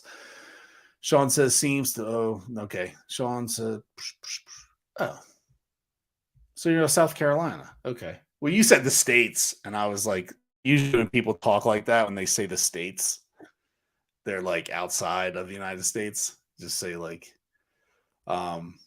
yeah. When squeeze happens, I'm ready to go down with my buddies that I've been talking to. You guys are invited. I'll be like Lou, but we'll do like a golf a golf thing. Go to Myrtle Beach, man. Myrtle Beach. That's a great place to play golf. It's fun. Sean's raining there now. South Carolina is probably getting beat up by the rain. I know Philadelphia area we're gonna get it. We're gonna get some of this Ian rain coming our way for the next couple days. Didn't happen yet, but it's all like gray skies. Wildfire. Well, the international central banks are going to regulate us and now stop the corruption. Yeah, we're talking about ISDA now, Mr. Bigums. I would love to know what he does for a living. Do you know, Wildfire? Because you seem to have followed him, and you know the Randall Cornett guy. I'm very curious about Bigums and what he does for a living. Because he knows a lot. He knows a lot. And he taught me about ISDA. I had no idea about ISDA, but he's taught me. And if you guys don't know what ISDA is, and Wildfire can tell me if I'm wrong here. But I like to, in my videos, I'll even say it, like, keep it simple, stupid. Like, it's just a group of banks. And to be honest with you, you have to have, it's almost like a group of billionaire trillionaires, whether it's a company or an individual. I don't know. But it's kind of like you got to stay in the club. You got to keep your books straight, because if I'm giving you money and giving you money and giving you loans, I need to know that like the stuff that I'm doing is on the up and up, so that we don't have to check our paperwork every day. So I don't have to, you know how annoying it is to get a mortgage in this country with all the paperwork you have to sign. And that's kind of like, that's how I view it is in ISDA. Say you have 10 banks and they all trade money and borrow money and do whatever they're doing, illegal swaps, but they all need to know that their books are all in order. And that's what's going on right now. That's why if you're following AMC Bigums, he's talking about how there's like a trickle-down effect to this, and we're seeing it because all these blue chip stocks, and this has always been my theory, when the blue chips start going down and you start seeing the Apples, the Microsofts, and I made a video about this if you want to watch it. It's the one with Mr. Miami on there and the big Apple logo, because I know I like graphics. They're shiny. With ISDA, they'll kick you out if you don't stay with it, because it's, and I get it. It's almost like you have a group of friends, and let's say you have a fantasy football. This is the best. We could do this. Everybody understands this. You have a fantasy football squad. You got 15 guys. If you got one guy in there that can't pay his dues or hasn't contributed to the pot, you're going to kick him out of the league. And that's what ISDA is. If you don't have your money in order and you don't have your stuff straight and you can't pay, because when these guys ask for loans from each other, they just want to be like, yeah, here you go. Like, that's it, because you're in our group. And if you're not on the up and up, they just kick your ass out. And that's the easiest way to do. That's my high school teacher way of saying that's is. And that's what's going on now. So I'm even looking at Apple's at 142. I mean, Apple had a 52-week high of 182. And Apple's one of the most liquid stocks in the market, one of the most heavy held by institutions. And then I look at even the funny ones, the ones that I traded 2 years ago. Carnival. I mean, Carnival's down to $7.50 now, 47 cents. And people are like, well, are we at the buy level yet? I don't know. I mean, I'm not going to tell you that, but I'll tell you, I can talk about the overall market. We haven't hit the bottom yet. So I know, listen, this is one thing you got to be careful about with trading. And I, for whatever reason, I don't have a gambler's mentality. And you're like, how does that make any sense? You're a day trader. Yeah, I know. I don't have addictions. I don't have that. Like and I think that's weird but I'm competitive. So I think that's how I get into the market, because I like to compete. And like a lot of you, if you're in the market, I got into it out of survival. I was like, I need to make more money. This life is crap, right? I got to get into this, and I'm going to learn everything because it's survival. And I just learn. All I do is learn. And I hope you guys can share my passion with this. Is like, I just learn, and I want to see people succeed.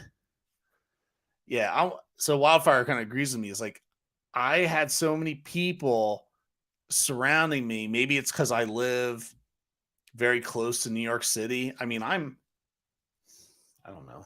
I mean, I'm a train ride out of Manhattan. I can just jump on a train and be in there in like 45 minutes. I see so many people in the financial industry make money, and I'm like, how?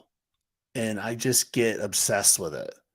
And I get obsessed, and I want money for other things. I would love to buy real estate one day. I've flipped a couple houses years back, made money doing that, but I would love to be like a semi quasi landlord, just because there's money. It just flows. Physical assets to me are obviously a lot safer than what we're doing now with the paper. Like, I wouldn't be, people are like, buy gold. I'm like, yeah, physical gold. Yeah, I want gold, but I'm not buying stock gold. I'm not doing it. Yeah, Wildfire, same thing, man. And it sounds like cliche, like learning is my passion.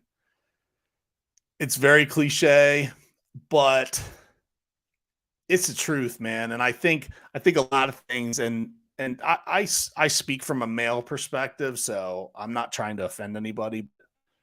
And if there's any ladies in this chat, you gotta show up. You gotta tell me so that I can maybe change my viewpoint, and you get me to stick it. But I speak from a man's perspective, and I always say, like, we have a lot of financial pressure on us, and this is how you learn. You get into chats like this with some dude, and you just get ready to learn. And people bring stuff to the table. So we had Alan's out of he's out of London. Yeah, I need to know what's going on there, man. And how am I going to know that? I don't know anybody in London to talk to. Well, guess what? I know Alan now. And I also come out here too because I put my face on the camera and I put my voice out there. I guess I'm taking a chance. There is a little part of me that goes, oh geez, like everyone's leaving, and I just started this. I've been talking about doing this for probably a year, but I just moved and I had all this stuff going on. I mean, my office is like barely set up, and I roll in here and I think to myself, with everyone leaving, and I've been doing this now for a couple weeks, I'm like, everybody probably thinks I'm a plant. I would think it. Like, who the hell is this dude? And he's like, oh, and he's got, because I look all shiny and I got nice thumbnails that you can click on my pictures and it's like quasi clickbait, I would think it. I would look at me and go, yeah, that dude, I don't know about him. But figure me out, see what I have to say. That's how I view it, because even if I was working for Mr. Miami, which I'm not, um, man, if he was giving me information to feed so that I could get that connection, that's what the thing is too. You see guys that are right on stuff that you don't never hear about. That's the part of identifying a con man. You got to build that relationship. Think about it. If our guy in I think he's in Harlem, if he's there and he's just always wrong all the time, and he's been wrong a lot, but he never gives you anything, that there's no connection, you're not going to watch him. Yeah, I know. Like, you might like his humor, that's fine. And a couple times he's made me laugh. I don't know. He just made me laugh. He starts getting into the metaverse stuff. That stuff makes me laugh, because I think the metaverse is weird. And buying digital real estate, maybe I don't understand it, but from my perspective, I don't know, man. That's just weird to me, because a digital asset can be taken away very quickly by the guy who's hosting it. It's like a website. Say you owned say you have a website up and somebody goes, nah, it's ours now. What are you going to do? What are you going to do? No, it's my website. What are you going to do? It's out there in the digital world. Yeah, I'm with you, man. And that's what I am. I'm just like-minded. I'm just like you. Like I said, I guess I take some sort of risk putting my face out here, but I don't really care. And I like people. And I used to be an eBay power seller. So the funny thing about me is, and I expect a lot of heat from this. My wife said that I've been on the college tour. Now, you usually say that about people who like haven't graduated college, but I've got 2 bachelor's degree, a master's degree, and I have a certification in like graphic design. So I do my own thumbnails. So you see all that artwork, that's by yours truly. But I don't know what point I was trying to make here, but I've just been around the block a lot, and I was an a power seller for a long time, and eBay has this thing that I always love. It says 99% of all people are good, and they use that because it's a great theory. Because when you get out there and you're like, you get screwed. Like, one time I sold, I have a couple things that happen because I did it so much and I had so many transactions. You're going to lose out on something. Somebody's going to catch you in a scam, because you're selling stuff and you're making money, and stuff happens. Some people will say they never received their package, and then you track it and you know that they did. So you don't refund them and you have to send them the tracking, but that's rare, so there's always like people coming at you for scams. And somehow somebody got into my account and said, oh, I get resold like a video game. And they're like, oh, hey, I'm sorry, I just bought this game. It was actually Madden. He's like, I just bought Madden and I moved. Here's my new address. And me just like getting stuff done. Like, I like boom, boom, boom, sent him. I said, all right, fine, that's good, I got you. And he goes, I hope you didn't send it yet. And it was funny, I hadn't. So I changed the address, changed the label, boom, send it out. And then a couple days later, somebody calls and goes, where's my game? I was like, I sold it. I just had your new address. The guy's like, I didn't move. So boom, I was out like $50. But that's the kind of crap you deal with. But like I said, 99%, as eBay says, 99% of all people are good. And Wildfire Man, you and I are like 2 peas in a pod. So I'm on Amazon right now. I invented a product, and I sell my product on Amazon right now. So that's one of my things. So I guess it's a side hustle. I don't know. You have enough side hustles, you can actually pay your bills, I guess. That's my passion, my product. But you need mad money, marketing money, to get things going. I'm amazed that people find it when they're looking at it, because I sell it on Amazon. I'm amazed that they get it. Like, they even find it. because of it's like on like the 6th page. And unless you're paying to be up there, it's pretty hard unless you got mad sales. And even then, if you had mad sales on a product on Amazon, you still have to pay to get up there. But the smart people, you make mad money, you got to reinvest your marketing money and get it to let it stay on the front page. So sorry, I've been ignoring some of this stuff. Oh, 70s baby. Well, Sean, you're not too old, man. We're right at the cusp. We when we grew up, the personal computer, we know all about that. It showed up at our house. I still remember my dad bought like an Apple IIe, and me being too like ADHD, I wanted nothing to do with it. And my sister is like super smart. She would like go on there and make like birds chirp by doing like 6 hours of programming on like a typewriter. And I remember being like, that's what you did? Like, that's computers? Nah, I'm good. I'm not getting involved in that. But now I'm the guy that goes over there and fixes her computer. How things have changed. Yeah, so I'm gonna look at the market again because I've been talking. And I appreciate you guys. Like I said, if you could, just for whatever. It's like I say this is like protect your investment. I mean, it sounds like I'm pushing you to share me and get people to subscribe to me. But I think when you find good people, and to be honest with you, and even if you do, you're protecting your investment. So if you feel like somebody is out there pushing for your stuff, and it's not like I'm pushing, it's like I'm just sitting, buying and holding. I'm part of the movement. If I'm pushing anything, I'm pushing for SEC regulations and political, I don't know, conscience.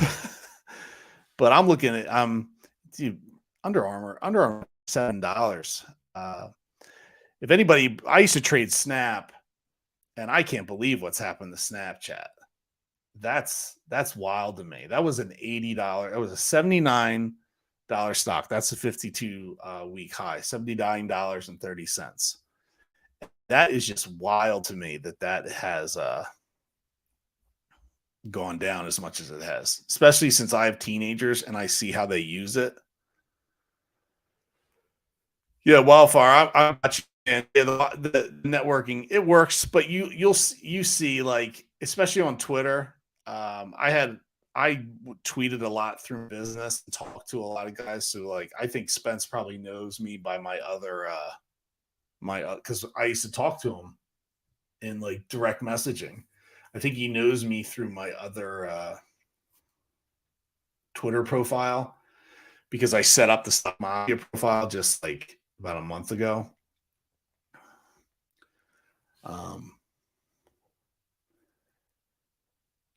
But that's kind of how I view it. But yeah, it's like anything else. It's hard. I'm actually pretty satisfied with how things are going on YouTube. It's a hot topic, and honestly, in my opinion, if you're an honest person, I think people can judge you through that. I said before, like, I respect those that put their face out there. So you can watch Al from Boston. I know Bigums does not like him very much, but my thing with him is he left the community. He doesn't leave his comments on, and his face is never on the camera.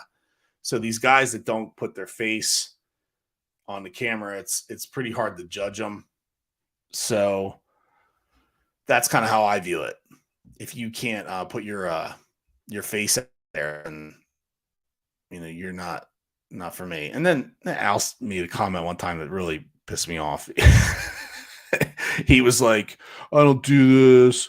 I make like $2,500 a month on YouTube, and that's like beer money. I'm like, all right, that's insulting. That's like Trey telling me he drives a Tesla. Like, don't say stuff like that. Like, because you know what, that kind of money can really help people out, and you're acting like you just like buy like weed and beer with it. Like, just keep that shit to yourself. That's all I gotta say about that. I actually think this will ever run. I'm in this place. Yeah, Big Daddy, I'm with you, man. Welcome. But they say never is actually going to run in this play 2 years deep. I do. I do. I know I know the pessimism, and that's why I'm here is to kind of tell you that you're not alone. We're all here. We're all having the thoughts of this is never going to take off. They are never going to let it. One of the best things I heard, and actually Lou said this. He goes, if they could have prevented 2008, they would have. That's what they're doing right now. They're trying to prevent 2008. I mean, I got my own conspiracy theories. I might have had a conspiracy theory. I used to, and I'll just tell you this. I don't really know what BlackRock is. I know what they are, but like, how did they get there? And I've been feeling this way about them. And I don't know how did they get so big so quick? I know how Vanguard makes money. You private citizens, they sell mortgages, all this stuff, but I don't know how BlackRock is like now is like the ruler of the world. I don't really get that at all. Because I'm not able to invest money. I mean, I guess I could buy one of their funds, but I don't buy funds. I manage my own money. And just interesting to me. And when I was trading Neo, they're a heavy investor in Neo. And then go to find, because we learn stuff every day. I had no idea. Up till probably about 3 years ago that BlackRock has a piece of it, pretty much every stock in the market. Maybe it's every stock in the market. How is that possible? Where did all of a sudden did Pablo Escobar like before he died, like just say, here's my empire? Like, I don't know how that all works, but that's pretty wild. But I just think there's too much business. You can't avoid them being in government, but they should be out of it. They should be out of it. That's how I feel. But yeah, guys, I'm getting. I'm 12 minutes away. I mean, if we're talking, I'll obviously stay. But yeah, Wildfire, I'm with you. Like, BlackRock's buying neighborhoods. I mean, it drove. Yeah, I'll be honest with you. Like, I don't even want to say their name out loud. They scare the crap out of me. So that's where I'm at. Like, I get it. If people are being threatened, I'm not going anywhere. Like, I'm not, because I'm here and I'm a grown man and I'm not doing anything wrong by being out here. And that's why I'm always concerned. Like, I always want a perspective. Like, why are all these YouTube kids leaving? Why are they all leaving? Like, I know we got into it a little bit. They're just scared. And if they're not leaving, they're talking about other stocks. There's nothing else to talk about. We own the market. There's only 2 stocks right now, or 2 or 3, whatever. Maybe there's 10, but they're all meme stocks. But AMC and GME are 99% of what's going on right now. And they know this. And we're going to get, people that own it are going to get blamed for killing pension funds and all that stuff. But they went heavy and they refused to lose. And now they're losing. Going back to Wildfire asking me BlackRock's buying neighborhoods. Yeah, and isn't it funny that BlackRock put out like a tweet or an ad or something saying they weren't? And then people dug up, which I love this stuff. This is crazy. This is like where the AMC Bigum stuff comes in. People dig up, man. They dig stuff on you, and it's nuts. It's nuts. So, I mean, I'm sure like anybody becomes famous, they'd be like, dude, didn't you like date my sister? Like, that kind of stuff. I mean, they'll dig anything up on you, but it's nuts how they dig stuff up on companies. And what the point I'm trying to make is they found out that BlackRock, yes, is buying real estate, even though they like added and said, we're not buying up houses and driving them prices up. And they found out that through one of their subsidiaries, they are doing that exact thing. So that whole thing has been kind of like squashed. But the talk about them doing it has kind of ended too. And maybe they put some thread out there and said, that's slander. A slander against what? Like people just saying, and I think it's more a conspiracy theory. I don't know if people have proof, but the fact that prices of houses have flown up is pretty wild. Yeah, and we're finding out the big banks getting like cash from like cocaine transactions, and that's another thing. That's why I'm still kind of a skeptic on crypto. I understand the premise of it. I understand the good part about it, but there's also a shady part about it. And let's just put it this way, and we can talk about this gentleman because he's never with us anymore. But Pablo Escobar, if you ever watch Narcos, it's a good show. Watch on Netflix. All that money that he made, I mean, and it's all like they all try to these like criminals try to wash their money, just like legitimize it. The easiest way to legitimize money now is to buy Bitcoin and just pass it around on a USB stick. Email it to people. I mean, that's the easiest way to do it. So crypto has its good and bad. And that's one of the bad, in my opinion. Whatever. I mean, it's fascinating to me because I like money. So I think it's funny. I find humor in it, honestly. Yeah, crypto wild west. That's what Alan, our international reporter, is saying. Alan, how's the beat? What's going on in the streets? Alan, I'll go to you. If I knew how to share screens. Actually, I know how to do it. It's not working. And if you have software that's not working, that's why I will probably not use this unless I'm doing something so dumb, which is very possible. But it's not because I'm a computer. I know my way in and out of a computer. And while I've been talking to you, I've been like clicking on settings and stuff. And it says share your screen, do this, do that. And it actually said that I'm sharing my screen. I'm also sharing my other screen. So it's like I'm supposed to have my face here and then something else over here. But it is not doing that because I'd like to bring the chart up. But all right, guys, what are we looking at? Ape, 286, AMC.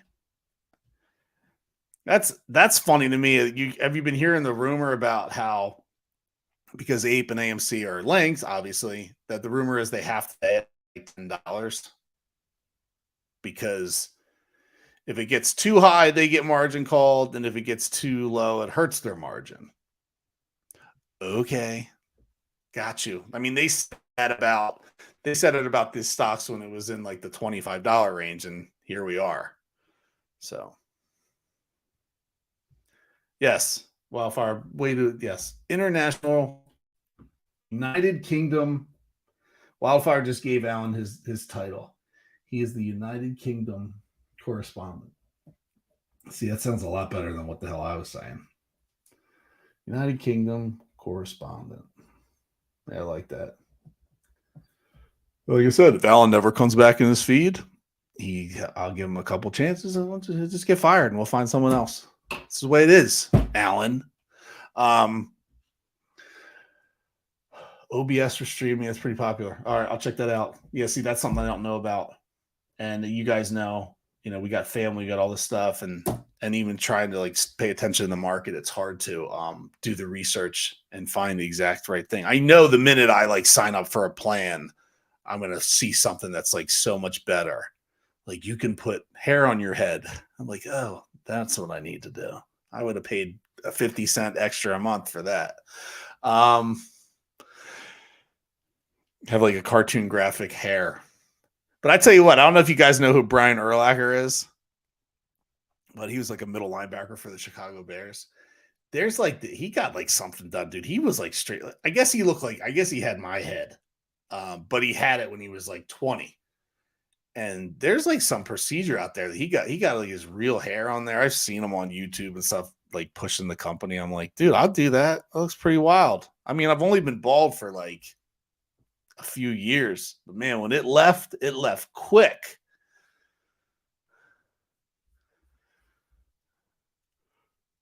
Yeah, we don't play games here, Alan. We don't mess around. We got 6 guys in the chat. We're like an army. We don't play games. Like there's if one falls off, another dude, it could be your crazy uncle could run in here, and if he says he's from London and you're not doing the job, you're out. We're gonna give him his shot. Too funny. Yeah, Sean. Yeah, awesome player. But I'm talking about his hair, dude. Like, but no, really good player. Yeah, 6-man army. That's how it rolls. But Wildfire's going to change that. He's going to start tweeting, and he said he's got connections. He's in charge of marketing. What's funny is too is I put you guys appreciate this because I cannot believe this happened to me. So I'm on Reddit and I've got my karma is like through the roof because I comment and stuff, but I don't really post a lot. But I made a couple posts, and the funny thing about posting when I post on that, they get rejected like a lot, but then like some get on there and they get really popular, and your karma goes through the roof. Yeah, Monday, Wednesday, Friday, 10 to 2 Eastern time. 10 to 12, sorry. No, I love Reddit, but I'm going to tell you let me just give you my Reddit story.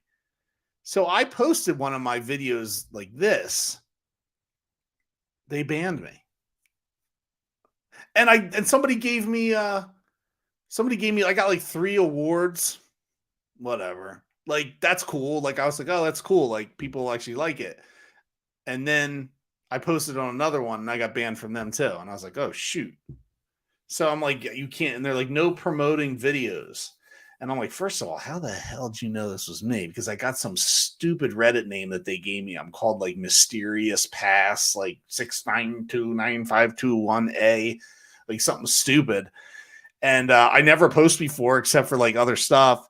But it was like my first video post, and I posted the YouTube thing, and they're like called me out for promoting. And I guess I certainly was.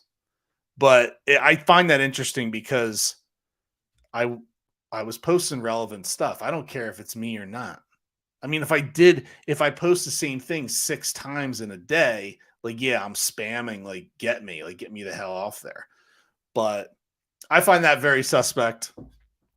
And I think you guys should know that. I think that's because, to be honest with you, like, I personally right now don't feel like I get the information that I wanted from Reddit even a year ago. I don't know how you guys feel about it. Maybe there's nothing to say, which is really true. Like, what else? What are we going to say?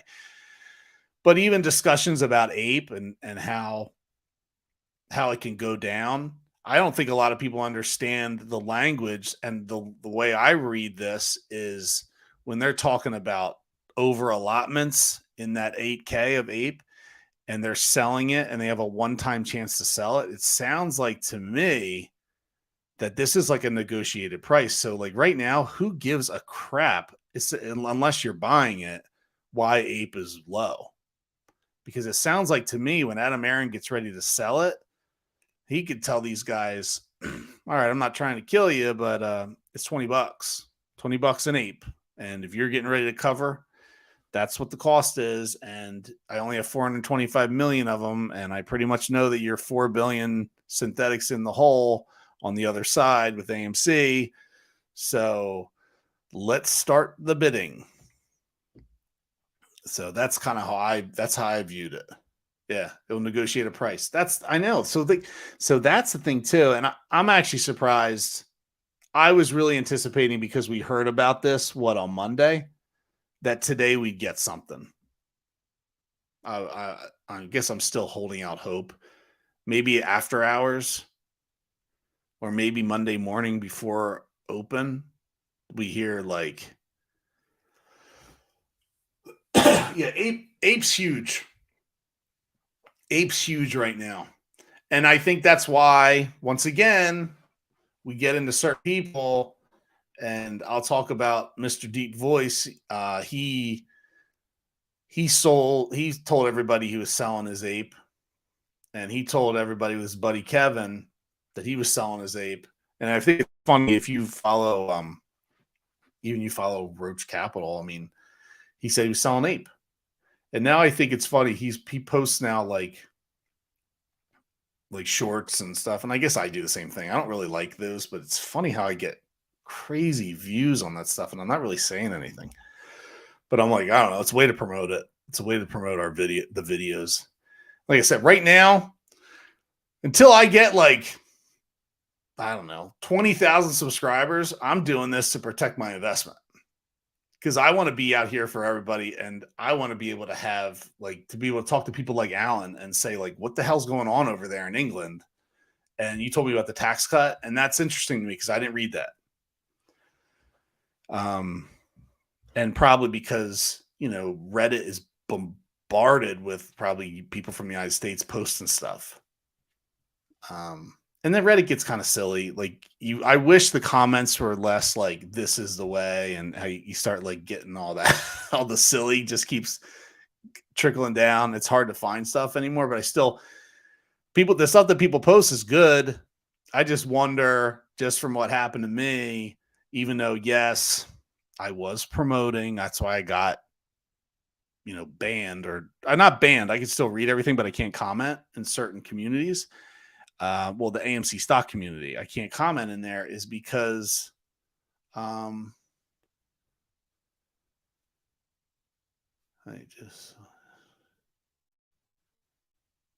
reading about you guys talking about Roche Capital. I'm the same way. I really enjoyed them, and was kind of neat in a weird way is he didn't post that much. He's posting more now though. That's kind of where I was getting at. And he made this video about how he started praising. See, people don't know this, and if you don't know this, maybe you do, but he praised Meet Kevin like a couple videos before that. See, I'm big. I can identify a con man. I don't know. It's just something. Maybe I don't know. Maybe I'm a con man. I don't know. But he praised Meet Kevin in the beginning and in one of his videos. And then a couple videos later, maybe even been the next one, but I think it was like a couple videos later because he only posts like once or twice a week. And they're like long videos, like 15, 20 minutes. I think he starts saying he posted. I mean, like I said, he really praised Kevin. He said he was the best. He didn't know why people were giving him a hard time and all this stuff. And I'm like, dude, I don't even watch him. Kind of, but whatever. So long story short, starts talking about Kevin, saying how great he is, and then he sells Ape, who tells everybody to sell Ape, which is financial advice. Like, I thought you can't say that, and you just told somebody to buy and sell. He tells people to sell Ape while Kevin's telling to sell Ape, while other YouTube guys are saying they're not talking about, and then Coors comes in and says, I support your decision. And then, Trey's like, I'm out. I'm not talking to AMC anymore. And then like some other dumb people like me that have like low views and low subscribers are like, yeah, I'm done too. Like nobody's watching you. So nobody gives a shit. Stuff like that. And then it's just like, whoa. Why is this happening? And what's funny is I started making videos like 2 weeks before that. And I'm like sitting there going, all right, so if I'm looking at this perspective and I like me and I go, well, oh, Darren's a cool dude. I like Stock Mafia. It seems like he's got a good perspective on stuff. And I'm like, wait a second. Because I get that. I get that in comments. Like, dude, where you been? Where you been, dog? Where you been? I'm like, well, to be honest with you, I have 3 kids. I just moved. I didn't have my office set up. Is that good enough for you? Because if I would have been living in my old house, I would have started up probably another 6 months from that, 6 months before, and I would have. Then Miami Boy would have sent me a $10 million check, and I would have been like, yeah, guys, I don't really feel like, I don't think I'm into Ape anymore. I doubt he's passing out that kind of money. I think it's more like I think either it's threats. It's got to be threats. It's got to be some sort of threat or some promise. See, I don't think you're going to threaten a guy like Roche Capital. I think you're going to make a promise to him, like Kevin. Kevin probably is, and I think that's what I think Roche has happened. I think Kevin has taken him under his wing. He's posting more. He's doing shorts. I think Kevin has taken him under his wing. Shoot, I mean, he's successful. Do you believe I've been talking for 2 hours and 5 minutes and I haven't had a drink of water? If I do this for a year, I'll have Trey's voice where he doesn't have a voice anymore. But he's like, I don't know what. That's funny about Trey. So I tell you, I don't have an addictive personality. I think actually I love caffeine. So that's my drug of choice, caffeine. So if you see me drinking soda, which I go through my phases of that because it makes you fat. But I like the caffeine and the sugar. Trey starts talking about how his voice is bad. And I'm like, well, stop sucking on that vape pen, bro. Like that's, if you guys don't know about vaping, I mean, I know like you want to stop smoking, you're trying to do it.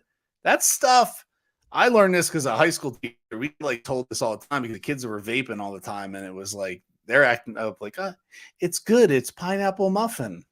It's blueberry squares. Those are like the flavors. And I'm like, dude, you're not getting any ladies smoking some vape and with pineapple muffin. Like, I'm sorry, but I don't think the girls are like, oh, that's manly. Like, let me go hit this vape pen, and I'm gonna strawberry fields is my favorite flavor. Too funny, man. Too funny.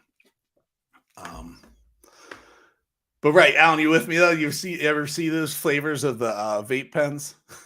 It's like what the. It's like I'm like cool, and then but you see the dude like when he's like vaping, I'll use my pen, right? So he's like, yeah, like what's up, girls? And I'm like, dude, hey, I feel like going up to him and be like, hey, player, what's going on?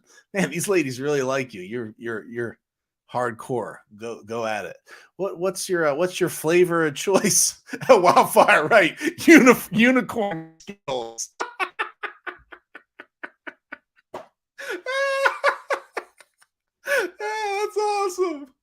That's awesome.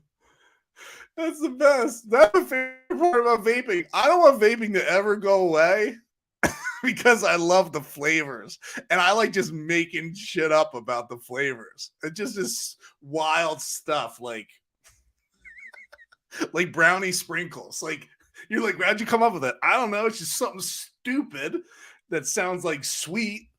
And I guarantee like unicorn Skittles and brownie sprinkles, those do exist, or they are coming. There's soon to be released flavors. Yeah, it's a lady magnet. Yeah, those vaping flavors, they are lady magnets. That's very funny. Very funny. Oh, all right, man. Male flavors are Taco Bell. See, that's Taco Bell farts. Yeah, that's good. That's good.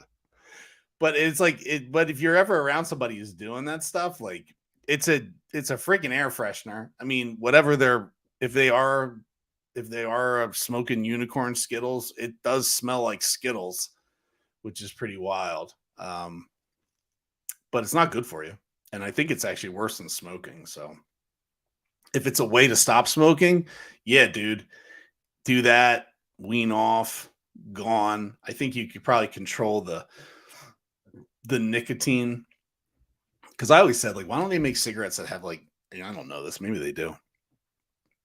Because I never smoked, but like just like smokes that keep you from smoking have like less nicotine in each cigarette, but that goes totally against what the people of Marlboro and all those people would want. So yeah, I heard it could cause Alan saying some sort of popcorn lung. I don't know, but I when stuff was going on with COVID, you have your and they were saying like it affected your lungs, and they were saying people could be affected by that. So that was interesting. Maybe that curbed people getting into the vaping stuff. So whatever. I mean, it's just, I think you're sucking stuff in like that. It's cigarettes and it's chemicals, and that's it. But all right, guys, I got to roll. 2 hours. I hope this is my first. I think this was like my first show. because I said I was going to stream for 2 hours Monday, Wednesday, Friday, and I actually committed to it on Wednesday. So this was like my first thing. So I appreciate you guys. Listen, if you could subscribe to my videos, if you like it, cool. And do you have anything to say? Like, just, I mean, especially right now, I mean, my comments are, I actually get good comments, but I do try to respond to them. So, whatever you want, share, subscribe, all that nonsense, and have a good one. Stay positive. That's why I'm here. I'll see you guys on Monday if you're around, and appreciate it. And look at the market right now. And if you follow some of the guys on Twitter, they're talking about Monday being a good day because of some of the FTDs and all this stuff. And listen, I pay attention to that, but then I don't know how you are, but I've just kind of gotten away from it because it's like people are like, no dates. Well, I like dates. They're great, but nothing ever happens. So when a price spikes $10 or $20, then you pay attention and go, oh, the FTD thing happened. So that's good. Yes, Sean, go Eagles. Psh, that's my squad, man. Yeah, I'm a Philly team guy. So that's so funny. Are you guys out of Philly? No, I know Sean's South Carolina. Wildfire, where are you? Yeah, patience is key. But hopefully I'll see you guys on the next one, and have a good one, and we'll get it. Yeah. Oh yeah, I'm an Eagles fan. Why? See, I'm staying here now. Now I'm gonna be here for another half hour. Yeah, I'm an Eagles fan. Philly, all my Philly teams. I love baseball. I love playing baseball. So I still play baseball to this day. I actually have a tournament coming up this weekend, old man baseball hardball tournament, which is probably going to get rained out. Yeah, love the Eagles. So Eagles look good. That offense looks fierce right now, but it's early. It's early, and injuries are always a thing. So if Jalen Hurts goes down or one of the wide receivers goes down, they're screwed. So that's kind of how that all goes. So yeah. All right, guys. I'll talk to you later. Hit me up with the comments, and Wildfire. I'm gonna follow you on Twitter. Is that your Twitter? Yeah, Wildfire. Put your Twitter in the chat so I'll follow you.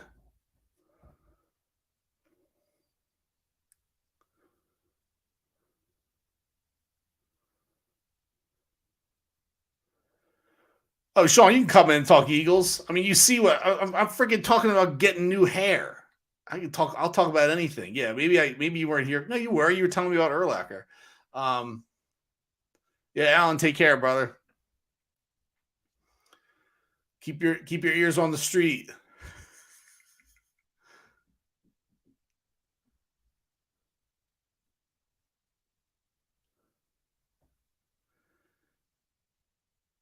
All right, I'll get a ton.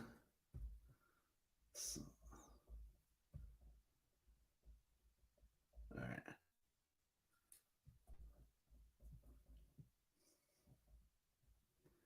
Wildfire and ice. You know what that sounds like to me? Wildfire and ice sounds like a vaping flavor. All right, man. All right, talk to you guys later. I'll see you Monday.